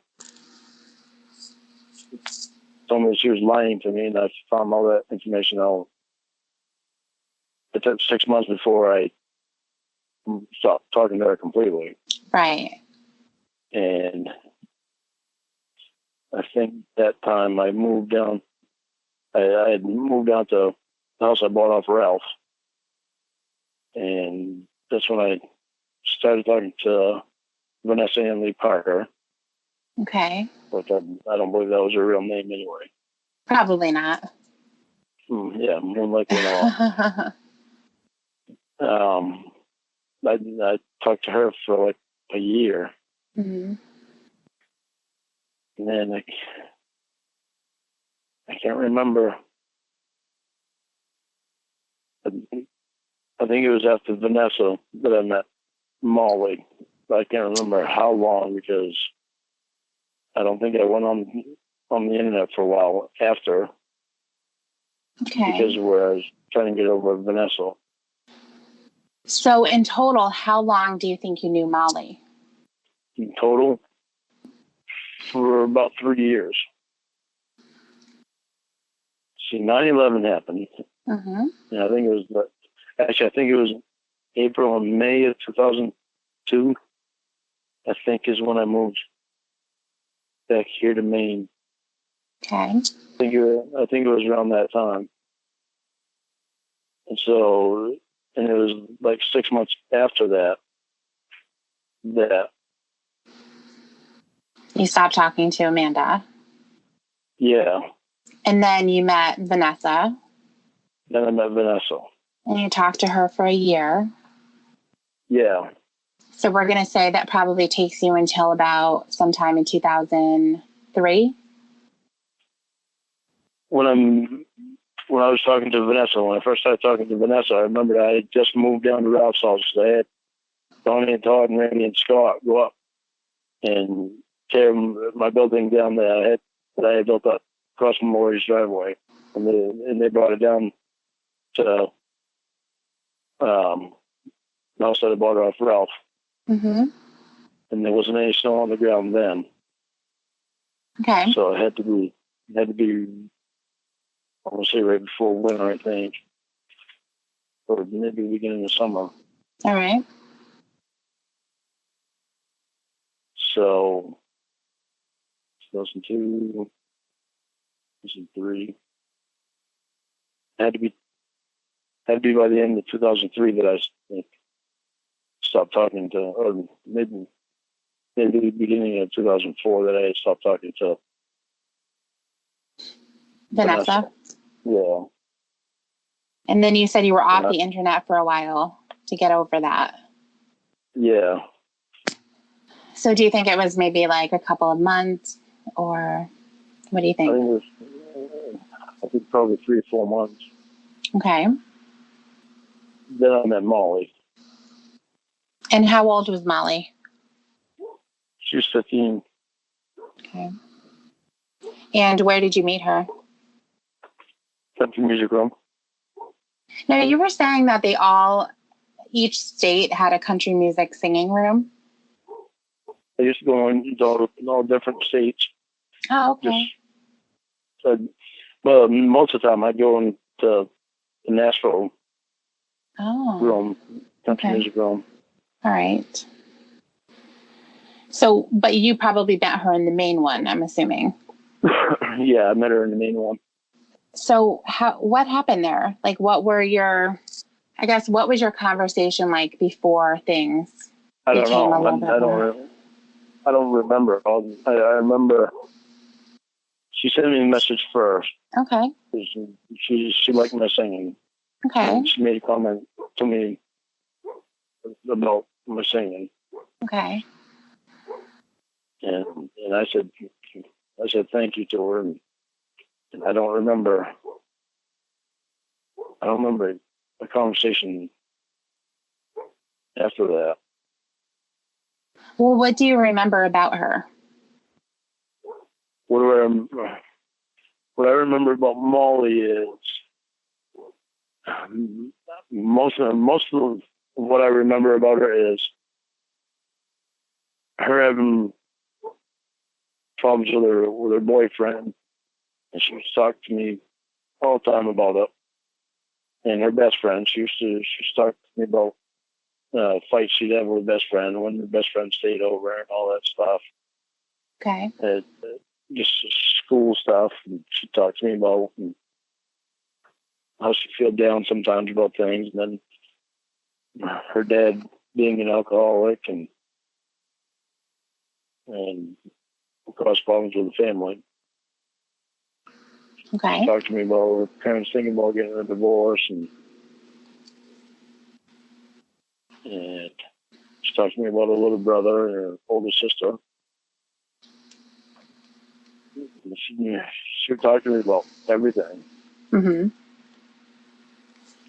And that's pretty much what I remember about Molly. Did you talk to her about everything too? I don't think, not like she did me. Why not? No, well, at first I didn't.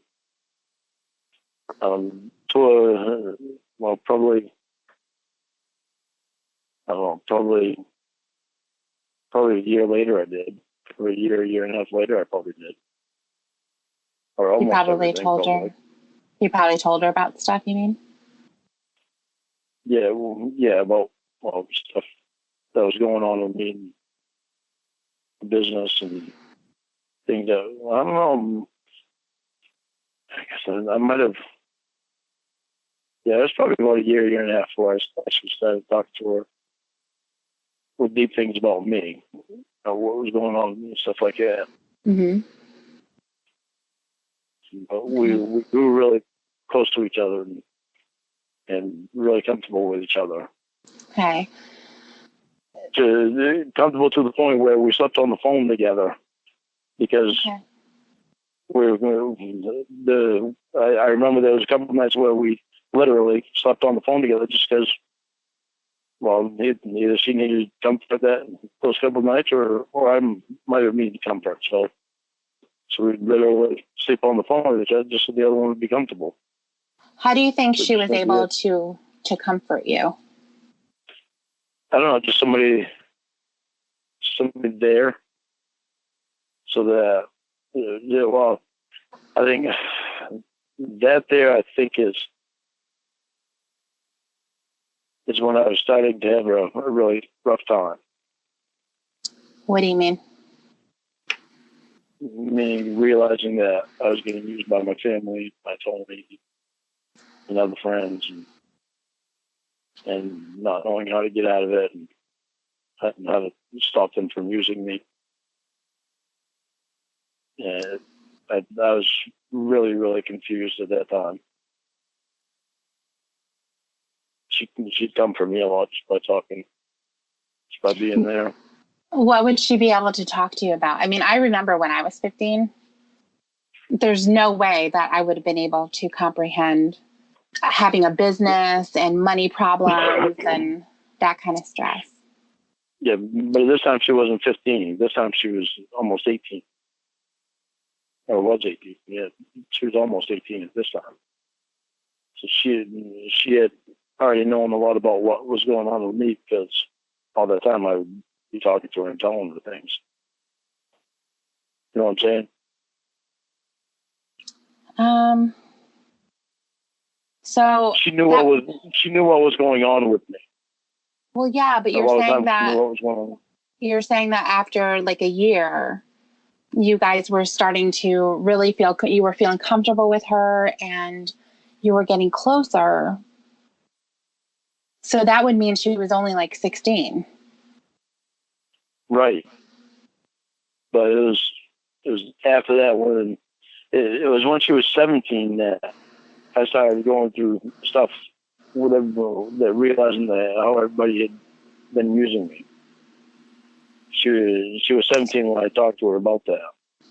And I remember that she was 17 when I talked to her about that. Why would you remember that? Just because I remember that it was towards the end of me being here in Nate. Okay. That's when things started really going downhill for me. I was getting drunk a lot. And, mm-hmm. Did you ever talk to her when you were drunk? Oh, yeah. What did she think about that? She, I don't know, she'd be worried about me. I remember she'd be worried about me. Worried about what? About me being gone. She didn't like me being gone. Well, probably because she had an alcoholic father. Yeah. So that's what, she could relate that to. Yeah, I knew that, but I don't think I was ever an asshole to her though when I was drunk. I didn't have all this Church of God crap going on that screwed me up. Well, it sounded like you did have a lot of stuff going on then, because you said things were getting out of control and you were drinking a lot. Well, yeah, but I didn't place any blame on her for that. Right. That's good. Okay, did that make any sense though? Because it's like with this Church of God stuff, for so long I didn't know who I could trust, who I could believe about anything that was about things that was going on, and who was being honest with me and who wasn't. And it was something felt weird or out of place. It would freak me out. Okay. Back then I didn't have that problem, and I knew Molly wouldn't have been any part of that problem because that problem didn't exist yet. Right. Okay. And everything in my life was something to do with somebody that was literally there face to face in my life. All right. So I think now we got some timing stuff sorted out a little bit. I was concerned about that. About what? That I understood where Molly came in and how old she was. So when you started talking to her on the internet, what did you think about her being 15? What was your first thought? My first thought was, okay, I can be a friend to this girl. Was my first thought. I can't remember for how long, but okay. For a while, that's what we were, just friends. Okay, but when you're thinking she's 15, I'm in my 30s at this point, what would make you think that she could be a friend for you? I can think, but I can't guarantee that I can give you an answer even after I think about it, because we're so long ago. Okay, well, just think in terms of what you do remember. Like you were saying, when you saw that she was 15, you said to yourself that you could be a friend to her. Okay, when I saw that she was 15, I remember there was no sexual thoughts in my mind at all about her. But I'm asking what. Sorry, go ahead. I'm asking, what were you thinking Like, what was your first thought? You're approached by a 15-year-old girl and you're thinking, I can be a friend to her. What does that mean?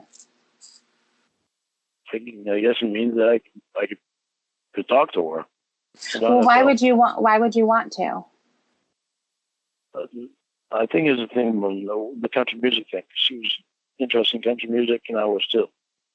Yeah, and that's what made us be able to talk to each other at first.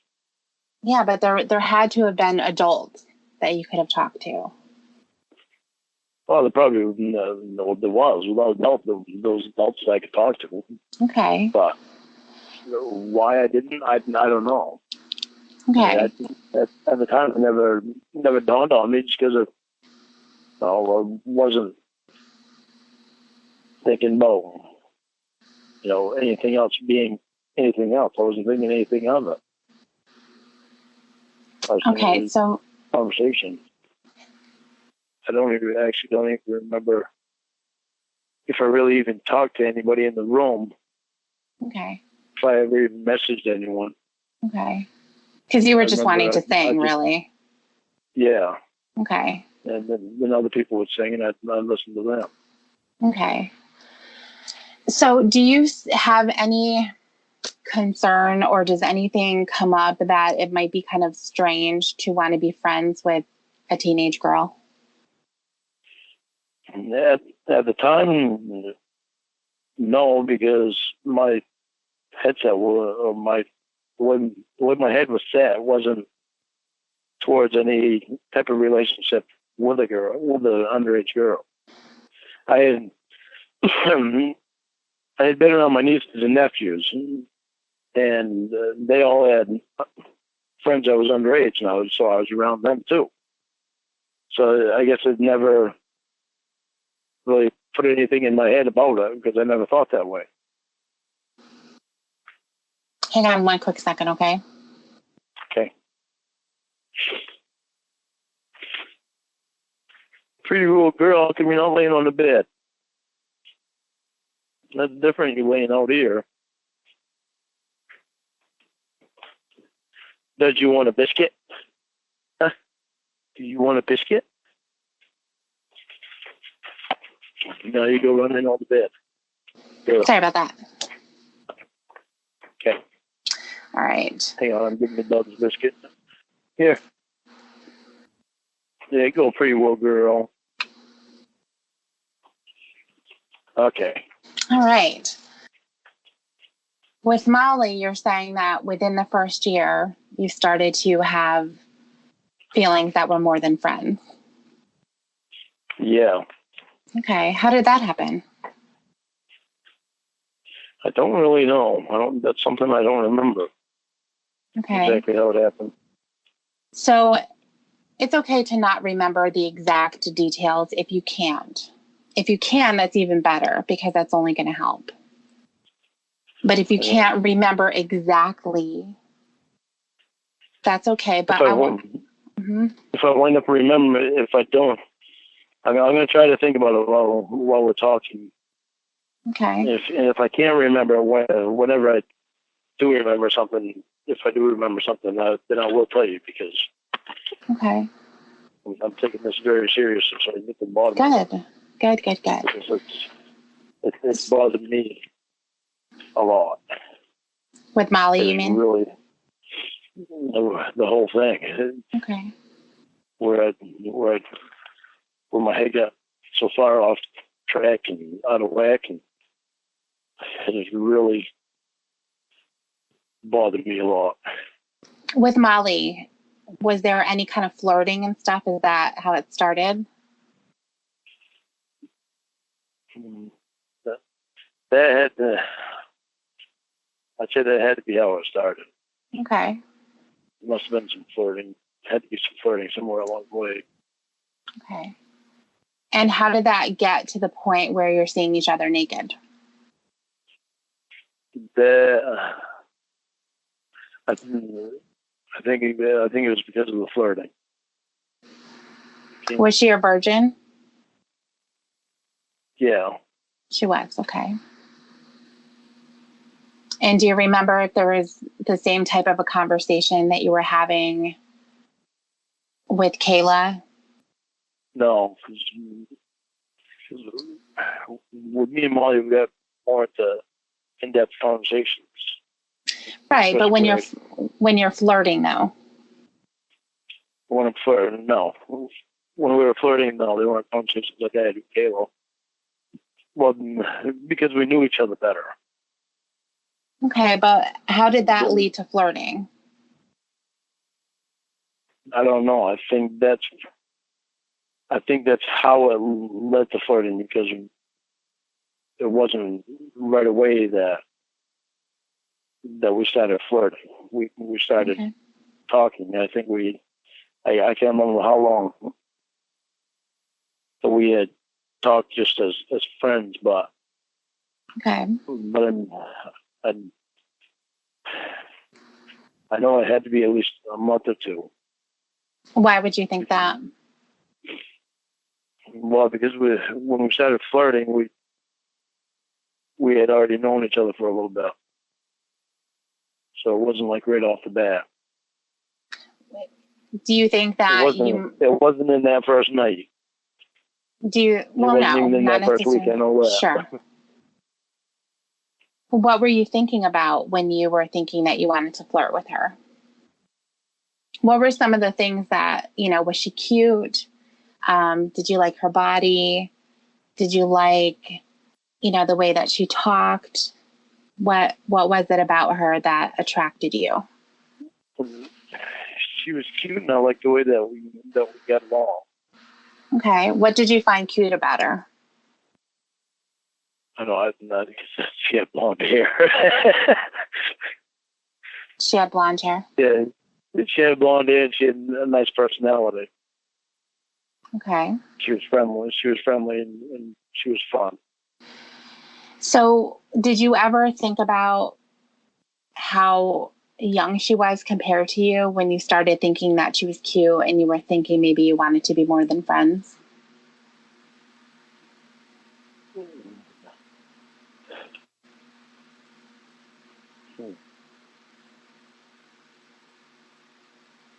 I think the thought was there about it being too young. Okay. But I think because I had already spent some time with her as friends, that feeling like she was a little more mature, I think it kind of made me push her age to the side a little bit. Okay, so what made her mature in relation to someone who's 30? Because the way that she acted with me when she was talking to me. So when you're talking to her versus when you're talking to someone who's your own age, you can't tell the difference? Yeah, I could tell the difference. I don't know. I can't really say that I know, because I don't know. Well, I want to say I know, but I don't. I guess it was something about the way that we got along together. Okay. After you guys are flirting, did you start talking about having a relationship?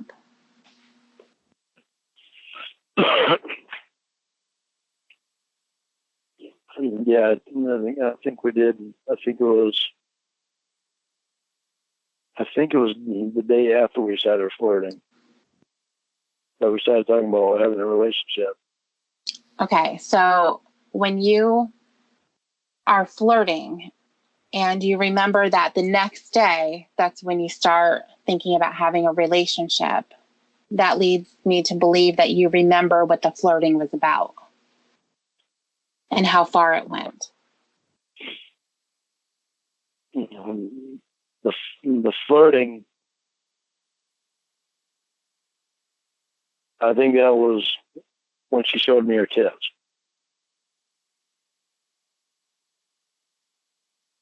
And I never asked. I don't think I ever asked her to show them to me. I think she just whipped her shirt up, showed me. Why would she have done that, do you think? I don't know, because we were flirting. I don't remember the exact flirting that we did. But that seems pretty far to go, you know, for a girl to just be sitting there talking normally, and then all of a sudden she takes her shirt off. Well, she didn't take her shirt off. She just lifted it up and pulled it back down. And what did you think about that? I remember being surprised. Okay. What were you surprised by? By the fact that she actually lifted her shirt up. Okay. Did you like it? Yeah, I'm not gonna say I didn't, because at the time I was horny at the time. So yeah, I did. Okay. Yeah, and I know that it's going to get difficult to talk about because I know. I'm okay. trying to push it. I'm trying to push it aside. I don't want you to push it aside. That's the thing. That's what I know. That's what's been happening all of these years, and even before you got in trouble, and that's why you ended up getting in trouble. So we want to stop doing that, and I want you to just talk to me. That's what I'm trying to do. I'm trying to remember that it's you that I'm talking to, and I'm going to be fine.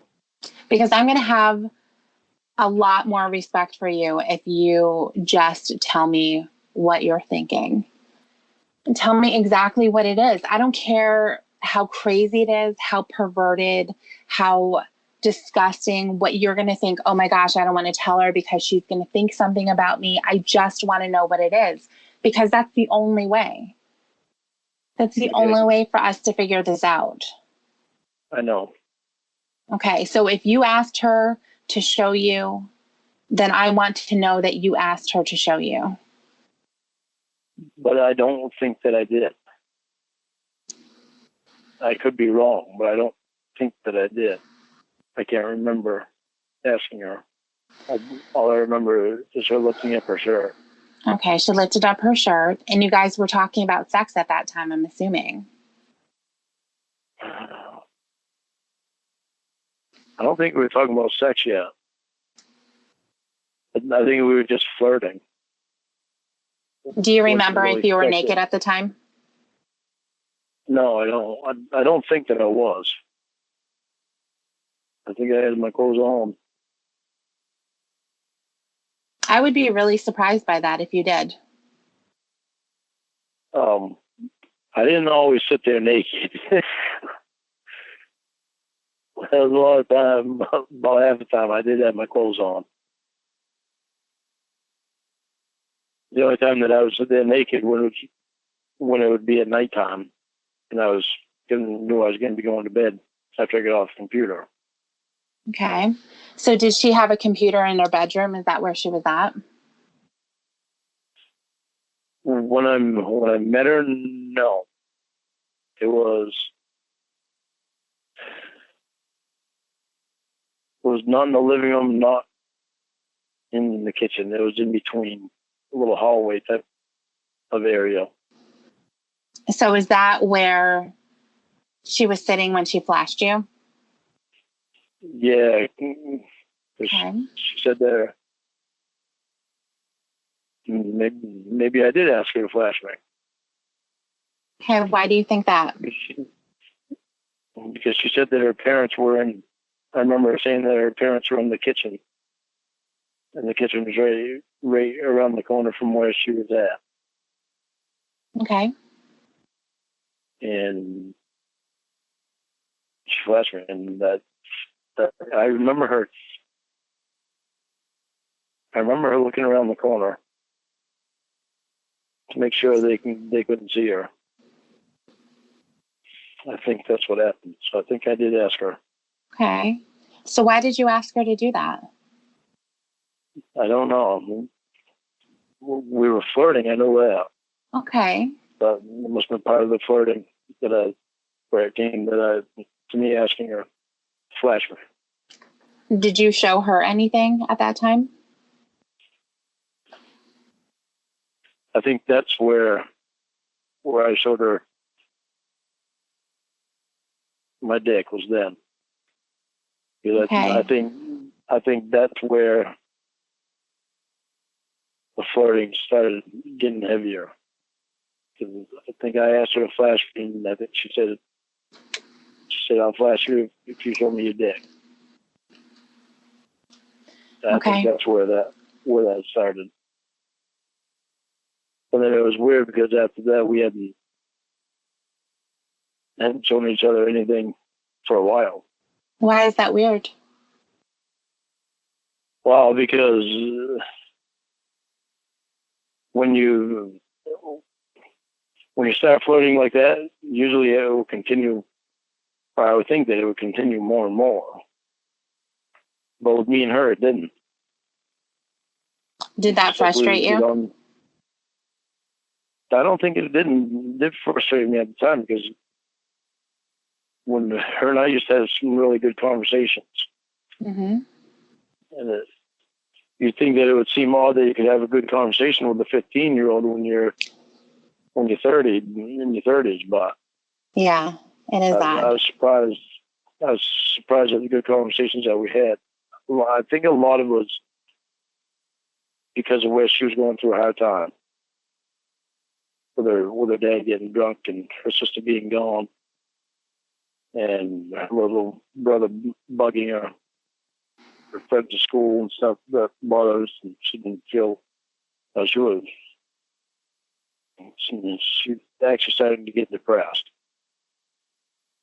And I think so a lot of the conversations that we had was be comforting her and just helping her along.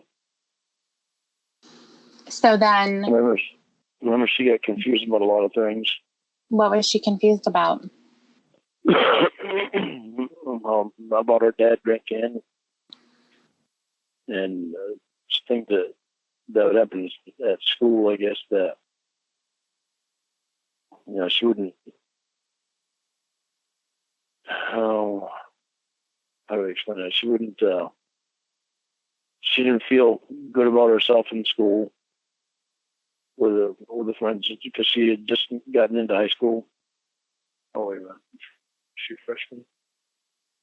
No, she was a sophomore in high school, because she was graduating the year that I went down to Nashville. So she was a sophomore. But she still didn't know her school was big, because it was the only school for that whole county. The only high So school for that whole county. why did you think that she was just starting to get into high school?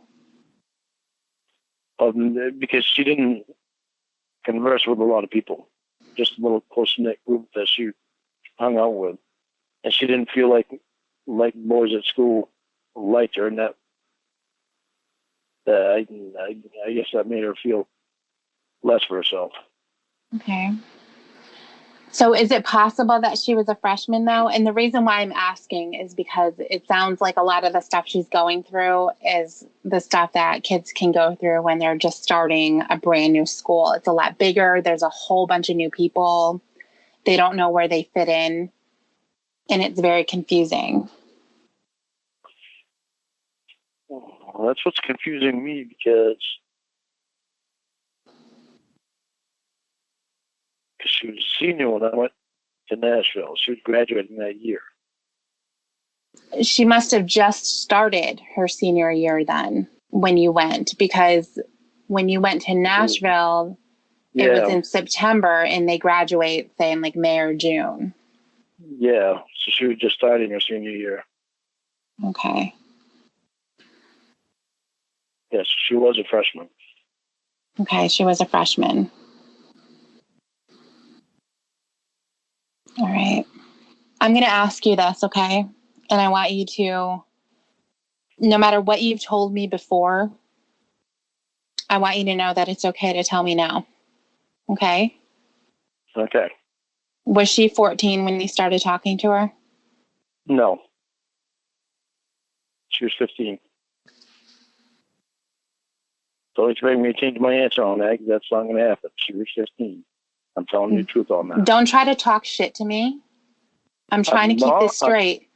Lorne. I know. Lorne. I'm telling you. I'm just telling you that I am telling you the truth that she was 15. Here's the thing. And the reason why I'm asking you this, and I backtrack a little bit, is because, like I had told you last time, some people will give the girls a little bit more of an age. Like they'll say, oh, she was almost 15 instead of saying she was 14. She was almost this, or, you know, they'll add to her age so that it's not, it doesn't sound as bad. Typically, a freshman is about 14 years old. Yep. So if she was a freshman, then she could have been 14 when she was talking to you. But she wasn't. She was 15. That's why I tell you I'm not going to change my answer on that, because she was 15. I'm not going to lie to you, okay? I really hope that you don't. I really hope that you don't. I already told you, you're the one person that I can open up to, and I'm not going to lie to you about it. Okay.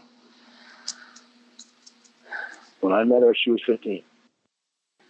All right. Then things started to escalate. And you said that it was the day after you both exposed yourselves that you decided that you thought you would have a relationship with her, or you would talk about it. Yeah. What made you want to do that? I don't know. That I can't answer, because I don't remember what was going through my head. I guess I knew I liked her. At that time, I knew I liked her because of what had happened the day before. She listened to you when you asked her to flash you? No, not for that reason, because I had already been talking to her for a little bit before that happened. So what made her girlfriend material? I don't know. I wish I could answer that question, but I really can't. I don't know.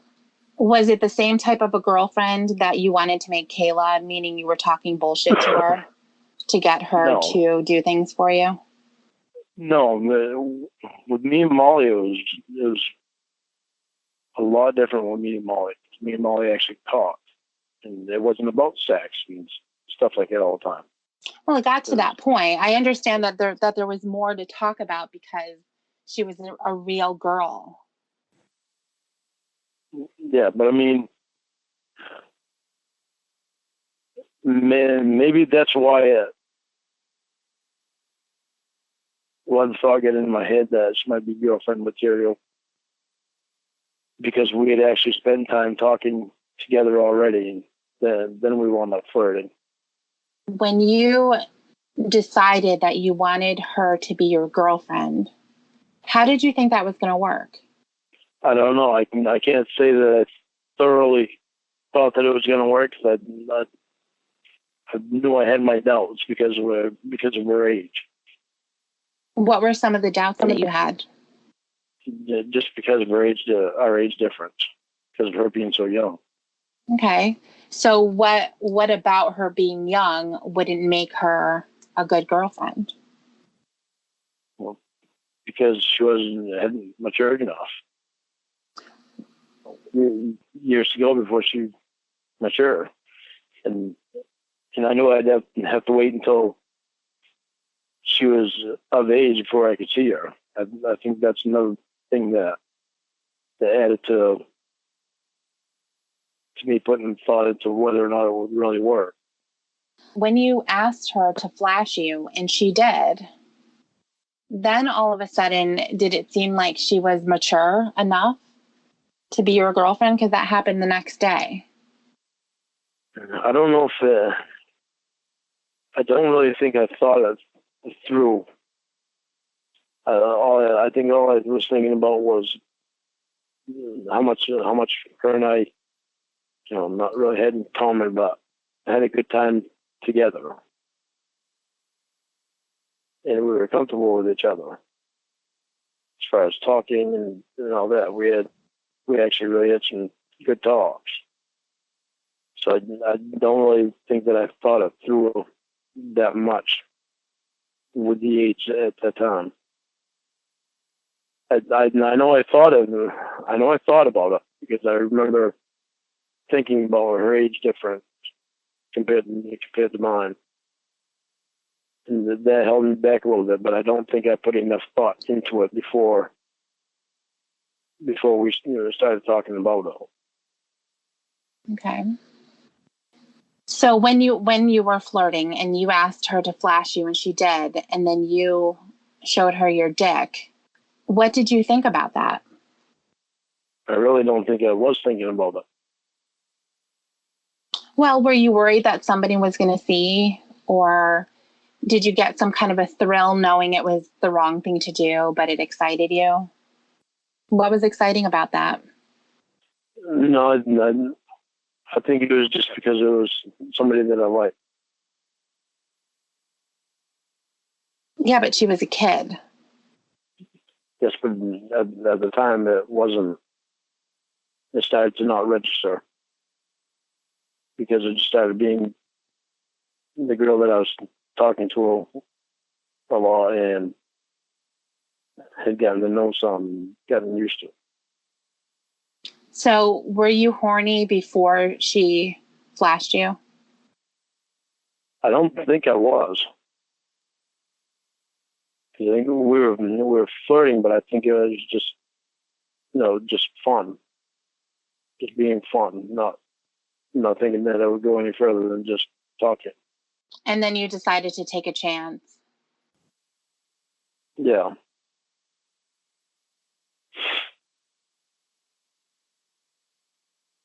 So then after that happened and you had this discussion to start a relationship, how did that go?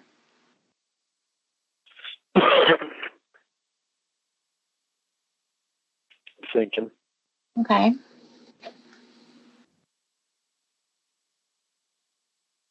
I think she had the same idea. What idea was that? About having a relationship with me. And I don't think she put much thought into it either. I think we were just pretty much caught up in the moment. Well, she was 15. I know. She's not in a position to always have clear thoughts. Make the best decisions, yeah. Right, that's what your job is supposed to be. Yeah. And I don't think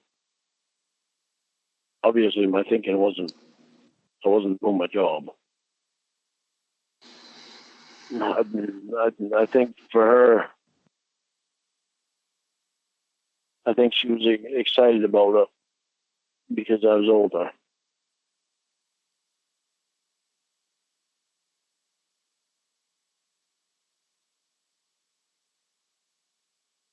And I think that's actually what made me start thinking more about it, because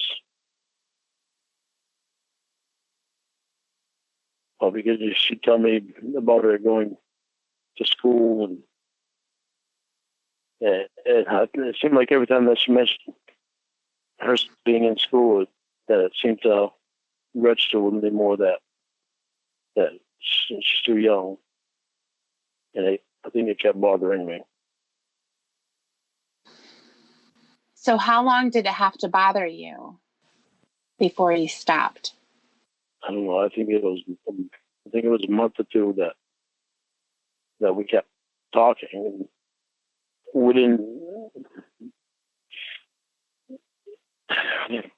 didn't show each other's body again that whole Until time. when? As far as I can.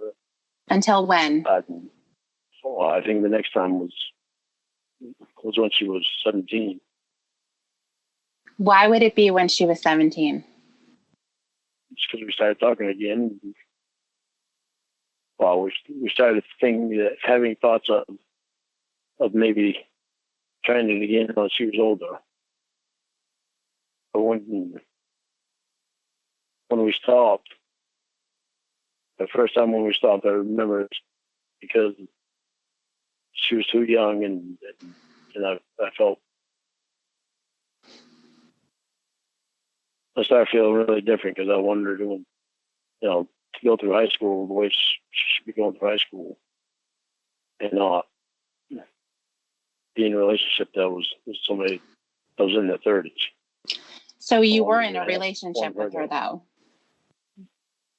Yeah, well, a talking relationship.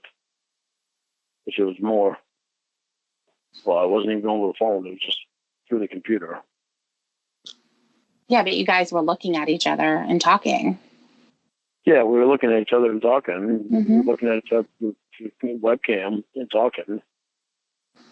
And but so, that's all we did you refer to her as your girlfriend? I did for. That's why I think it only lasted like a month or two, because actually I think it was only a month. I think it was just a little over a month, I think. Why would you think that? Well, just because it kept bothering me about her age. And then she'd tell me things about school, and that kept bothering me. Things shouldn't have to be worrying about anything that I think when she's in school like that. And I think that's when we broke it off and decided to just be friends. Did you ever tell anybody about Molly? Yeah, I told Tony. Okay. What did he have to say? He told me I need to stop. Mm-hmm. He told me she's too young. You need to stop that. Did he ever say anything to you about that? Yeah, he did. Did he have a problem with it? He told me, he said, Lonnie, she's too young. She's too young. You need to stop talking to her. Well, not even just talking, but did you say that you saw her tits and you flashed her? No, I never told him stuff like that. You and him are the only ones that I ever told that to. Okay. But you did say that you really liked her and you wanted her to be your girlfriend. Is that right? I don't know if I ever said them words to him or not. I don't think I ever did. Okay. He just knew that me and Molly were interested in each other. What does that mean, interested in each other? That we had an interest in each other. Even though we were just friends, we still spent a lot of time together talking. And we had an interest in each other. Well, when somebody says I'm interested in someone of the opposite sex, typically that means that they're interested in more than a friendship. Yeah, well, we were interested in more than a friendship, but we knew we couldn't have it at the time. Where did this idea come that you were going to meet at a fair? That came from her and I talking one day about seeing each other, not meeting, but just seeing each other, because we both want to know that the other one was real other than through a webcam. But how is it a possibility that either one of you wasn't real?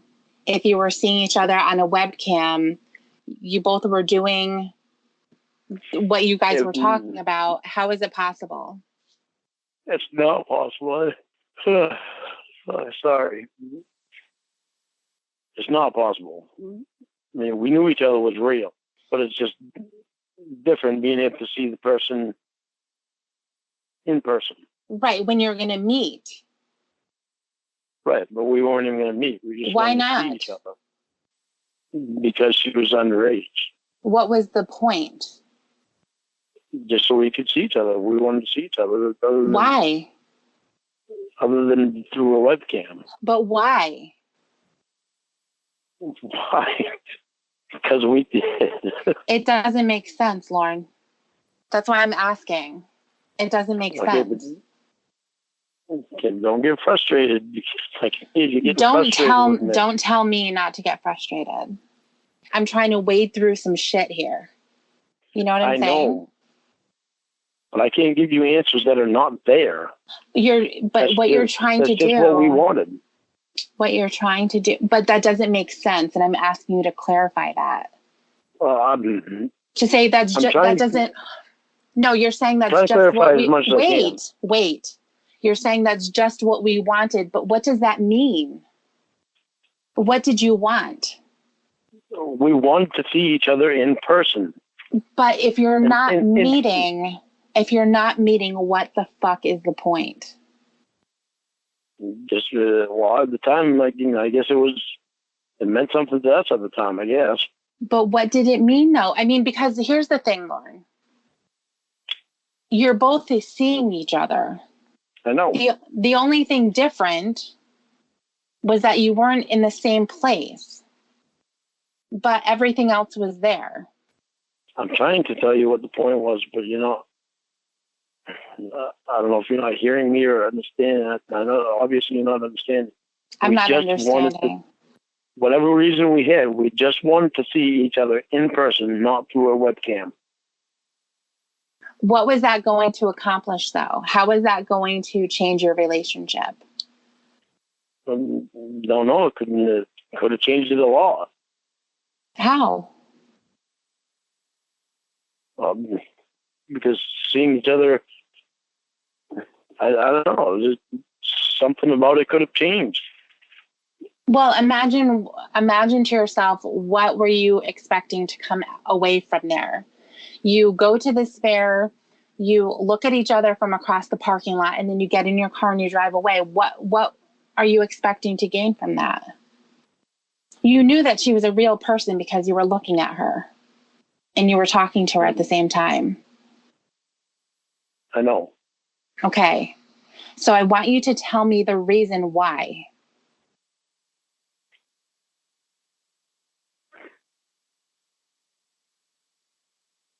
I guess it had to be because we had feelings for each other. That's the only thing that I can come up with, because we had feelings for each other. And at the time, it meant something to us both that we see each other in person versus through the webcam. You know, when you have feelings for someone, you want to be able to see them in person. You're not even going to go talk to each other. Maybe make eye contact? That was supposed to be the big deal? You know, I guess at the time it was. I can't explain this to you. Well, you have to try, Lorne, because it doesn't make sense. Well, I know, but you're getting frustrated with me when I'm trying to look for the answer myself. It was your idea to do this, right? I don't know if it was my idea or if it was both our ideas. I think. Well, when you say it could have been both our ideas, basically that means one person said it and the other agreed. So it was probably your idea. I think we were talking about someday when we meet. I don't know if it was me that said something or if it was her that said something. Oh, a fair. Well, I didn't know anything about fair and said. I think it was her that said that there's a fair and I said I didn't mean meet right now. I said when we do meet. She said, well, why can't we see each other now? I said, well, because you're underage and I'm overage. And I think that's when I told her, I said, I could come up there and we can see each other in person, but we can't meet. And I think that's where that happened. Okay, so then on that day, you went with Tony. Yeah. Why did Tony go with you? Because Tony wanted to get away from his house because everybody was going over there partying all the time. And he wanted a break. So the whole time that we were up there, Tony slept. Slept where? In the hotel room. Oh, you got a hotel room. Yeah, we stayed overnight. Okay. We stayed overnight because the fair was, we went up there. I think it was around noontime. We went up there. Mm-hmm. We got the hotel room, and I can't remember how what she called me. She must have called around to try to find me an hotel, because there wasn't many hotel rooms there at the time. Mm-hmm. Hotels at the time. So she must have called around to whatever hotel and try to find me. But she had wound up calling me, and I think she called Tony's phone.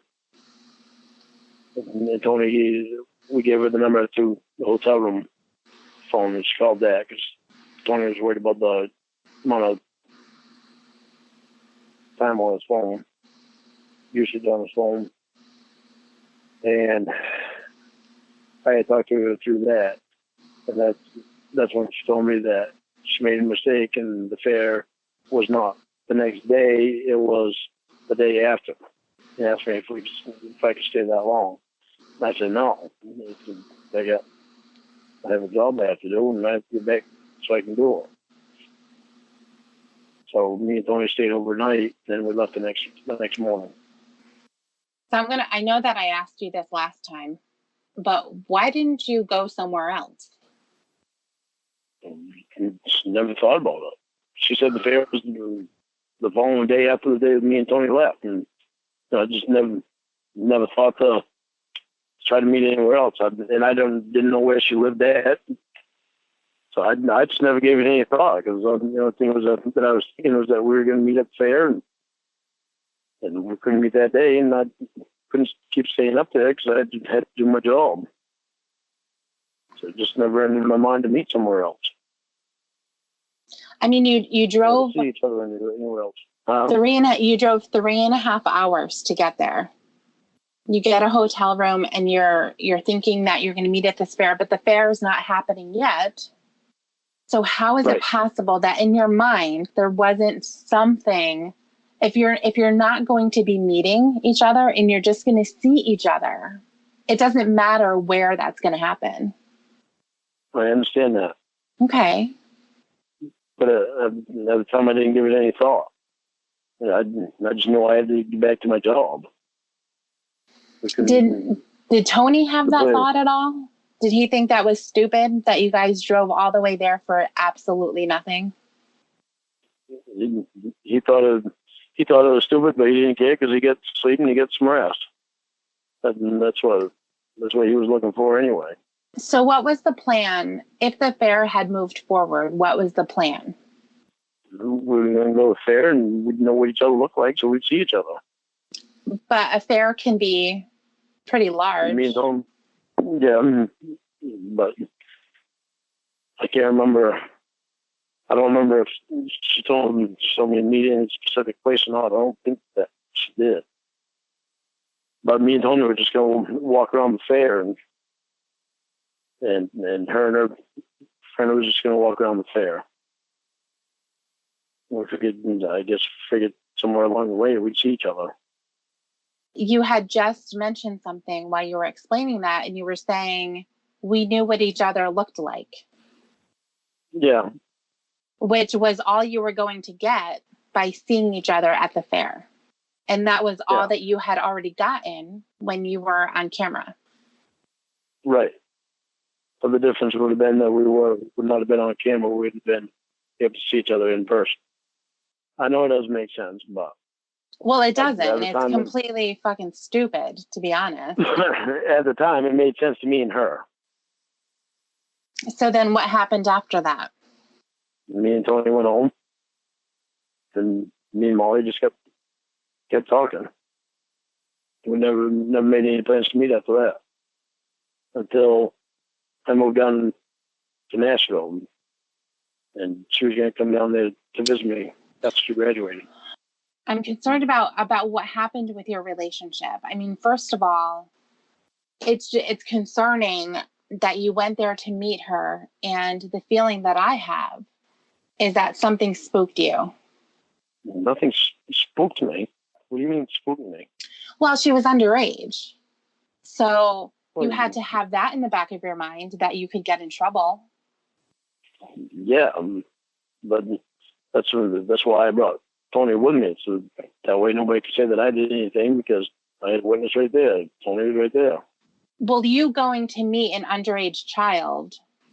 See, we weren't. That was the thing. We wasn't going to meet. We were just going to. You being there being a plan for you both to be there at the same time is a meeting.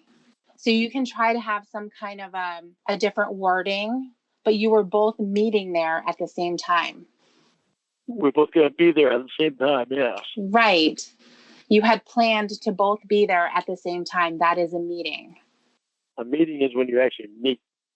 Right. You were meeting. You had a plan. And the two people okay, so let me put it to you this way. You have two people go to a location. One is a drug dealer and one is the buyer. They're both agreeing to be at the same place at the same time. They both arrive at the same time. They see each other. They don't talk though. One person leaves the drug somewhere. He walks away. The other guy comes behind and then he takes them. Is that a drug deal? Meeting place. Right. I see what you're saying. A meeting place. A meeting. It was a meeting. You guys were meeting each other. All right. I see what you're saying. Even though we weren't going to converse, it was still a meeting place. No, and not a meeting place. It was a meeting. You were both meeting each other.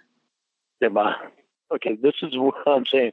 This is where you were meeting, Lorne. It doesn't matter if you had the conversation at the time. You both agreed to be at a place at a time. Right. Right. That, in my opinion, that would be called a meeting place, not a meet. The fair was the meeting place. The event of you both being there at the same time is the meeting.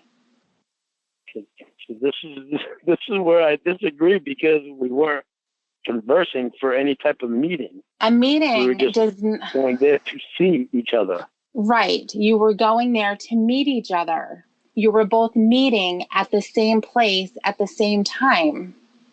Okay, we were meeting by sight then. Why are you trying to throw these things in there? Like meeting by sight. You were meeting each other. In my opinion, a meeting is when you actually converse with someone. What you're trying to do is you're trying to say that what I was doing was not really a bad thing. No, that's not what I'm saying. What I'm saying is, in my opinion, a meeting is actually where you converse with someone. It's not. In some way. No, I'm telling you what it is. Which all right. I guess I'm gonna accept your way of thinking, because that was actually, it would actually be a meeting, because we were going to be conversing by seeing each other. So we were conversing by sight. It was the fact that you were both agreeing to be at the same place at the same time. That is the meeting. Okay. Yes, I agree with you. Okay, great. So then it didn't work out and you drove home. What happened then? Yep. What happened then is we just continued talking. Were you considering yourself to be her boyfriend? I don't remember if I was or not. I don't think that I was. Had she moved her computer to her bedroom at any point? I know she did, but I can't remember when it was. When that happened, did you guys continue putting on a show for each other? No, that's what I think we did one more time. That was it. Did you masturbate for her? Last time. No. Why not? I don't know. Just didn't care to. Why didn't you care to? I just didn't care to. I don't know how to explain that. I just didn't care to. I wasn't going to do it. What did she do? She didn't do anything. She showed me her tits one more time, and that was it. And then it wasn't even me that she was showing her tits to. It was somebody else that she was talking to, besides me. She knew she didn't think that I knew that she was talking to somebody else, but I knew she was. And I told her that. I told her that, you know, like a few days later, I told her that. Mm-hmm. What was your point in telling her that? Just to let her know that I knew. But why? Just so that she would know that I knew. But why? Because I wanted to let her know that she didn't get anything by me that wasn't obvious. So was that your way of breaking up with her? No, because we weren't even together then. I was laughing when I told her that. When I told her that, she laughed too. She said, "Yeah." She said, "I was talking to somebody at the same time." Mm-hmm. She said, "I didn't think you'd know," but at the time it happened. I asked her why she decided to flash me again. She said it's because it's been a long time since I flashed you, so I thought I'd do it again. I was like, "Oh, okay." But you had said that you had shown her your dick too. Yeah, not that time. It was a different time before that, I think. Okay. Are you writing this stuff down? No, I'm not. I'm really, Okay. I'm trying to understand it because it's so weird and it's creepy and there's so much that I'm just trying to understand and I feel like I'm not getting it. I'm trying to help as much as I can. Okay. Had you ever had a situation where you're talking to a girl and you've almost been caught? Almost been caught what? Like by her parents, or she gets freaked out by how old you are, anything like that? No, because Molly and Melissa were the only ones I was talking to at that time, and Melissa wasn't even on camp. I'm just wondering why Molly and then Melissa, and then you go to Nashville and then there's Kayla, and how there wasn't anyone else. Considering the fact that you were horny and on the internet and you had this fantasy of a young virgin. I wasn't on the internet all the time, though. Most of the time I was partying with Tony and my brothers and my nephews and and then going out to bars. Did you ever bring Molly up to your class or to Allie? No. Why? Well, because all I really thought of was Molly was as a friend. But she wasn't a friend, Lorne. She was a victim. I know. I don't know why, but I didn't even think about Molly at the time to bring her up. Well, now you know.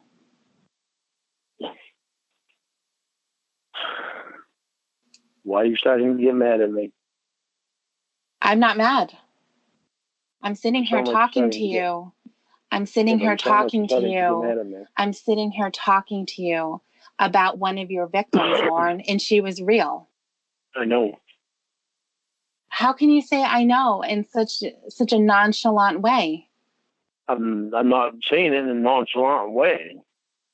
You think of her as an ex-girlfriend? Do I think of her as an ex-girlfriend? Mm-hmm. I guess I can say that I don't, because I got so close to her as a friend. Her and I we really did care about each other and really got close as friends. And I was there with her for the whole year that she was with her boyfriend that she had in high school. Mm-hmm, when she was a freshman. That was when she was a sophomore. Lorne, the reason why I keep bringing that type of stuff up is you have to realize what you were doing. I want you to realize what you were doing. Well, I want you to explain yourself on that so that I can think about it, because I need to think about this, because I was really close to Molly as a friend, and there were so many things that I was there for her with that she went through, and they have to talk for her to have somebody to talk to. Well, one of the things that I'm hoping that you're going to recognize at some point is that you have a pattern. I guess I never thought of it like that with Molly, and more so because we were friends. They were your victims, Lorne. Yeah, well, Melissa wasn't. Well, yeah, Melissa was. They were both your victims. Yes. I guess it makes it hard for me to. Well, I know they're my victims in the sense that I did something I shouldn't have done. How are they not your victims? How are you thinking they're not? Well, I'm not thinking that they're not, because what I did was wrong, and that's where it made them my victims. It's the relationship that I had with them as friends that throws me, because we really cared about each other. I think that the relationship that you were having with them was similar in the way that you were grooming Kayla. I think that there was a lot of hiding. There were... A lot of hiding what? Well, did Molly's parents know about you? Did you talk to them? No. Okay. Right. Did they know that she was going to the fair to see you? No. Okay. Did you tell her some of the things about making sure that nobody knows? No. You didn't? Why not? I don't know. I just didn't. I didn't. I guess I took it for granted that she already knew. I never said anything about it. She already knew better to not tell anyone, because she wouldn't want to get in trouble, right? Yeah. I'm not going to say you're not right, because that's going to be the reason. It wouldn't have been her fault. No, it wouldn't have been her fault. It would have been mine. So right. Because I knew better. You knew better. I'm not going to say it wasn't my fault. It was my fault. I was the adult. Do you see that you're a predator? I see in that way, yes. And I see what you're saying about it's not safe for me to be on the internet or in chat rooms, stuff, purposes like that. Because I do interact with people. And I shouldn't be interacting with anybody on the internet. Right. You should never. Underage people that I don't know. Anyone, really. Because the other thing is not necessarily just the underage thing. If we look at the Rhoda situation, you were a predator with her too. And I know you're going to deny that and say you tried to keep her away from drugs and all kinds of shit. You're getting mad at me, and I haven't even said anything yet. Lorne, you're already starting to get mad at me. Lorne, you're thinking that I'm mad at you because you're guilty. Well, the tone of your voice changes when you say this stuff. As it should, because it's disgusting and it's really hurtful. Yeah, I know. I feel so sad for Molly. I feel so sad. Look at what happened to her as a 15-year-old freshman who had an alcoholic father, difficulty at school with friends fitting in. She was depressed and she had to look at your dick. And she became your girlfriend. And you're trying to make it like we cared about each other. We were both in this together. You weren't. She was a child. I know, okay? I'm not trying to spin it in circles. I'm trying to understand it all myself. What is it that's making it hard for you to understand? Is it difficult for you to admit stuff? No, it's not hard for me to admit what I did wrong. It's hard for me to understand why I allowed myself to go with someone so young. Talk me through that. Well, that's what I'm trying to understand. You're making it, again, as if you don't know how it happened. And the fact is, you had to have thoughts come in. Think about yourself in these situations. It's not just one. So you can look at the different situations and seeing these young girls, and you're wanting to reach out to them. You're wanting to engage with them in some kind of a sexual conversation and to see where that goes, see what you can get off of them so that you can get off somehow. See, Molly was the first one that I had ever talked to that was underage on the internet. What about not on the internet? No, I talked to all kinds of them, not on the internet, but not that way. It's all just life stuff, regular life stuff. There was nothing sexual. There was no thoughts of anything sexual. There was none of that. How does it turn sexual then? I don't know, but I want to figure it out. Well, tell me what turns you on about somebody like Amali. So now, nothing. Then, I don't know. How do you know now? No. But all of a sudden, back then, you have no idea. Well, now, because I've gone through things, and it doesn't. Underage girls do not turn me on. I don't. My head is just in a completely different place now. Then, I think this is where I relate it to what I was going through at the time. How does what you're feeling sexually have to do with what you're going through at the time? Well, because it didn't start out sexually. Right, but it got there. So Yeah, I'm trying it got to, there. right. So I'm trying to find how you're relating the two. You were going through some hard times at home.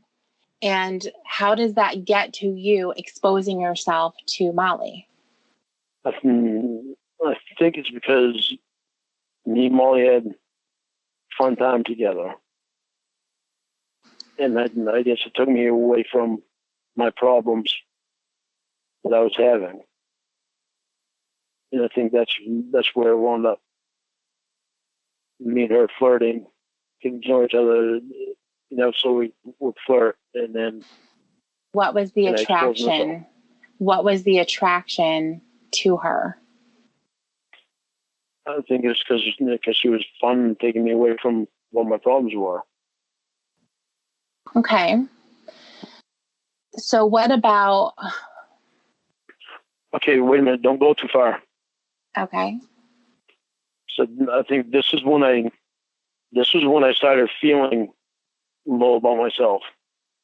Well, because the way that my sister made me feel when I was up there, she had just gotten together with a guy, and because I bought a van that they wanted to buy, they were mad at me, so she kicked me off the land. And the only way that she could keep me off my land and feel safe about it was if I bought Ralph's house. So I wound up buying Ralph's house. But it was like right after I bought Ralph's house was when she told me that I had 30 days to get my building off of her land, or she was going to keep it. Okay, so what does this have to do? She started treating me like that, and then with all the using that Ralph was doing to me. Okay. And because Ralph and Richard wanted to come in on my business. Okay. Before, and I let them. Right. And the profit was like, the whole job was like $11,000. Right. I remember this story, actually. I remember it perfectly well.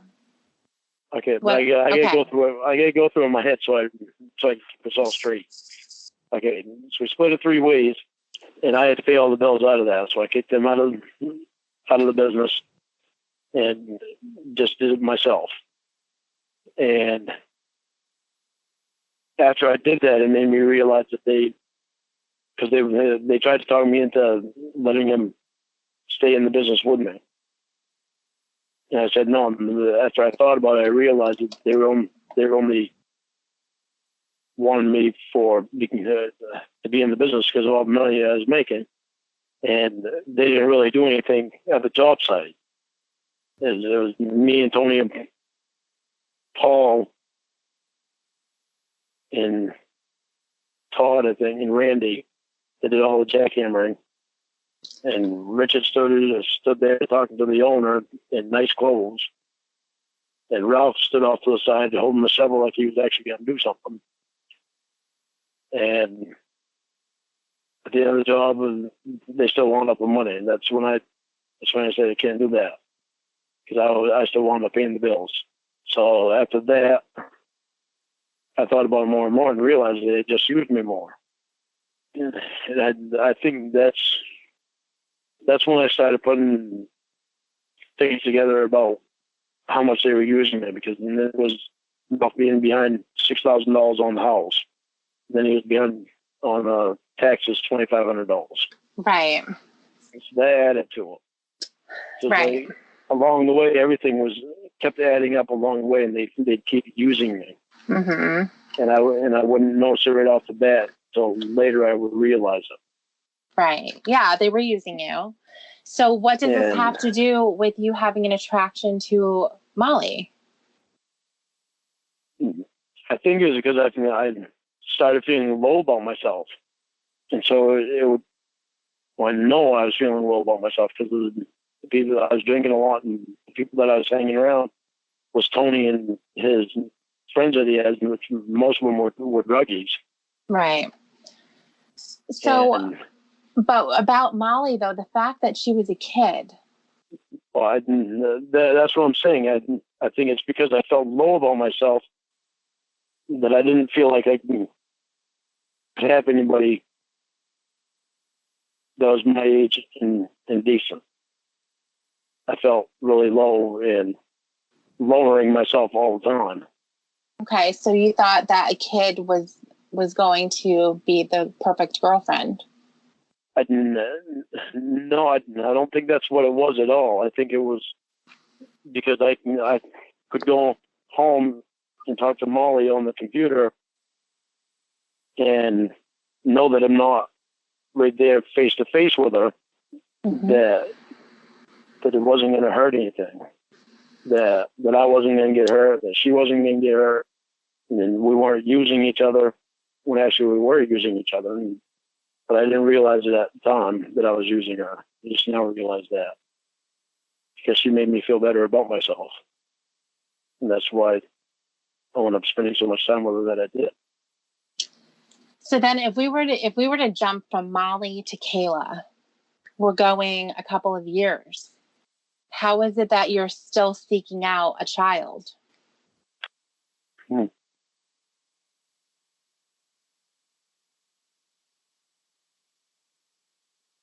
The reason why I ask you that is because what I think happens a lot of time is when people start going on the internet and they have a fantasy like yours, things are going to start slowly. So maybe you talk to a girl who's younger and it may or may not go anywhere, and you kind of start to learn things. You learn things based on your fear of getting caught, and you still want to engage in it. It's still really, really exciting for you, but you're still scared. So you're going to start to learn some tricks.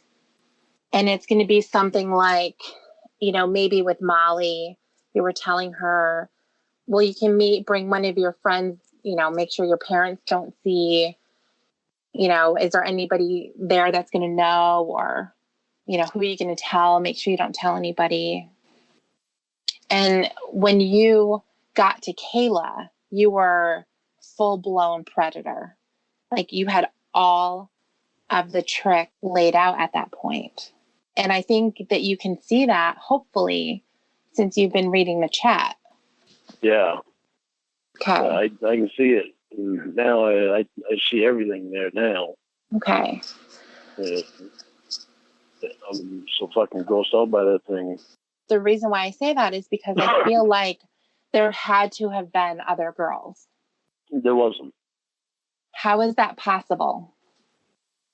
How is it possible you got to the point of Kayla and you had all of these solutions to all of the possible problems, and you knew delete your archives, let's go to Myspace, I'm not going to even type out phone number, I'm too scared to do that. Just all kinds of little tricks. I'm telling you, there was nobody else. So you're telling me there's only 3 Melissa. underage girls? That's Yes. it in your whole That's internet it. career? Yes. I can't be more honest with you about it when I tell you yes. Technically, there was Disney girling Kimmy as well. And I don't even remember them. Well, they were there. You just didn't have a full-blown conversation. They didn't let you. Okay, and I know that with Kayla, I know it was my lowest point in my life at that point. Well, what about with Molly? With Molly was a low point too. I mean, with Melissa was a low point. So those are my 3 lowest points in my life. Okay. So when it comes to having a low point in your life, how does that translate into finding comfort in a underage girl instead of a woman? That I don't know. I think that you need to tell your class about Molly and Melissa. You think I should ask him if I can start it right over again? I think you need to. You haven't been honest. I never really put this much thought into it. But like I said, just pass Molly and Melissa right out of my mind because we're friends. But they weren't your friends, and you know that now. I hope. Yeah. Yeah, it sucks to say it, but I remember Emma talking about the teens who have a lot of problems and they need attention. And sometimes it can be kind of obvious. That type of a teenager is going to be attractive to a predator because then they're going to be able to come in and they're going to be able to try to be reassuring, that they're going to be able to help. I'm going to make it better. And then it starts with a conversation of, do you have a boyfriend? The boys at school must be crazy about you. How much have you done with the boys? Have you done anything? Things that you said in the chat, but I feel like it's a pattern. Like that had already happened before. I think what happened with Kayla, everything before then was an escalation all the way to Kayla. And even Molly was an escalation too, because you actually went to go meet her. it sucks that my life would be at such a low point right at I wanted to do something stupid like this. Well, I don't exactly blame it on the low point of your life. I blame it on how you're feeling with these fantasies and then you acting on it. And there's years in between. So that means it never really went away. But I never had fantasies about it. Well, yeah, it did. Well, I think you do need to start the class over. difference is, will they let me or not? I'm just thinking that all of the exercises that you've done and everything like that, they haven't really been done honestly, where you're taking it as your treatment and saying, how am I going to answer these questions completely honestly without trying to make myself sound better or being worried that what I'm going to say is going to be really fucked up. It doesn't benefit anyone at all. And I think that's, obviously where a lot of the videos and stuff that you made with explanations and all of the fighting that you've done through all of these years, it's all just been a lot of smokescreen. And you hadn't even read the chat log, but you knew how bad it was. I knew. I think that's why I didn't want to read it. Yeah. I just couldn't remember exactly how bad it was. But you were very adamant that you had read it and that you knew that they were the ones that started everything, and you knew that you said no, and none of that ever happened. You knew this. Well, see, this is what I don't. Well, I don't get it. What don't you get? I don't get how I could have missed so much, and how I could have seen so many things that were different. Well, you were lying to yourself, number one, and you were lying to everyone else too, very forcefully. Yeah, but I thought that stuff that I was saying was actually the thing. Until reading the chat log now, when I read it before from my legal stuff, I was skimming through it to see the stuff that they said to me that was supporting my case. When your lawsuits would come back as being denied, wouldn't you want to know why? Well, yeah, but for me I did want to know why. Yeah. But for me, it took so long for me to be able to understand the law even a little bit because I had never had to deal with it before. And nobody explained. The ones that I had read really explaining things to me were other inmates that were jailhouse lawyers. If you knew what was in your chat log, if you were honest about it, you would know that you didn't stand a chance. You would know that you deserved where you were. But see, that's what the thing was. I did not realize what was in it. Right. Because my head wasn't clear like it is now. Right. You were in denial. That stuff. I was very much in denial. I was very much in denial and very much felt like I had been the victim of the whole thing. Even I think that even last year, if you would have gone through this conversation with me page by page last year, there would have been somewhere in there would have been I would not have been paying attention like I am now. Been looking for things that they said instead of concentrating on things that I said. I think that most likely, if this was last year and I did not have the rapport with you that I do now, you would have denied reading it. You would have said, I don't want to. I would know what I said in that stupid conversation. That's what you would have said. Yeah, that sounds exactly like what I would have said. We probably wouldn't have gotten any further than what me and Winnie got. Right. Winnie didn't get very far. Yeah, and maybe not even that far. You probably would have shut down the idea since you had shut it down the entire time. I know. I think deep down you knew how bad the chat log was. And the reason why I asked about Molly from the very beginning was because when you got to that line, you forgot that you said that. It threw you off. They said what? That you talked about Molly.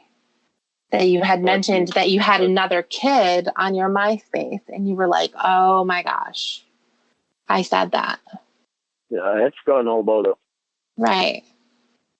And that's where this whole thing came from. And I'm so glad that it happened because it revealed this whole other side. I think, what you were attempting to do was to say that Kayla was like a one-off situation, that you had never fantasized about a virgin before, that you hadn't had this type of a sexual conversation before. And here, come to find out, you had it a couple of years before. And you considered this girl your friend when she was actually your victim. And she should never have been talking to you from the very beginning. And I agree with you. Now, would I have agreed with you last year? No. There would have been no way that I would have agreed with you last year. I think what needs to happen, and we had mentioned about you starting the class again, but I think what needs to happen is you need to talk to them, and you need to say that I had real victims too. I don't know if they'll let me start over and all. Well, no, even if they say anything about starting over, even if that doesn't even come up in your class, you need to say, I had real victims too. Yeah. I need to, because I need to get past this. One of the things that bothers me about your class and your counselor is that he told you that he doesn't believe you're a predator, and that's horseshit. You need to be honest with them and tell them that you have real victims. I think that's one of the things that you tried to use to separate yourself from the rest of the people in the class. I want to understand so bad exactly why I started doing it now. It bothers me so bad why I started doing it. It bothers you because we're having to talk about it now. But it didn't bother you enough to reveal it on your own. Then. Right. It didn't bother me then. Right. It didn't bother you then. It bothers me now because before then, I had never done it. Yeah. And like you said before, Kayla, you had never done it too. This is what I mean, Lorne. It's a bigger problem than what you try to present. Before Molly, I had never done that. I'm sure. Or anything like it. That's what I'm saying. Before Molly, it had been all adults. I don't know why I felt so low about myself that I would do that. You mean that you would act on your attraction? Okay, The attraction. how are you meaning that? So the attraction did not come out of you feeling low about yourself.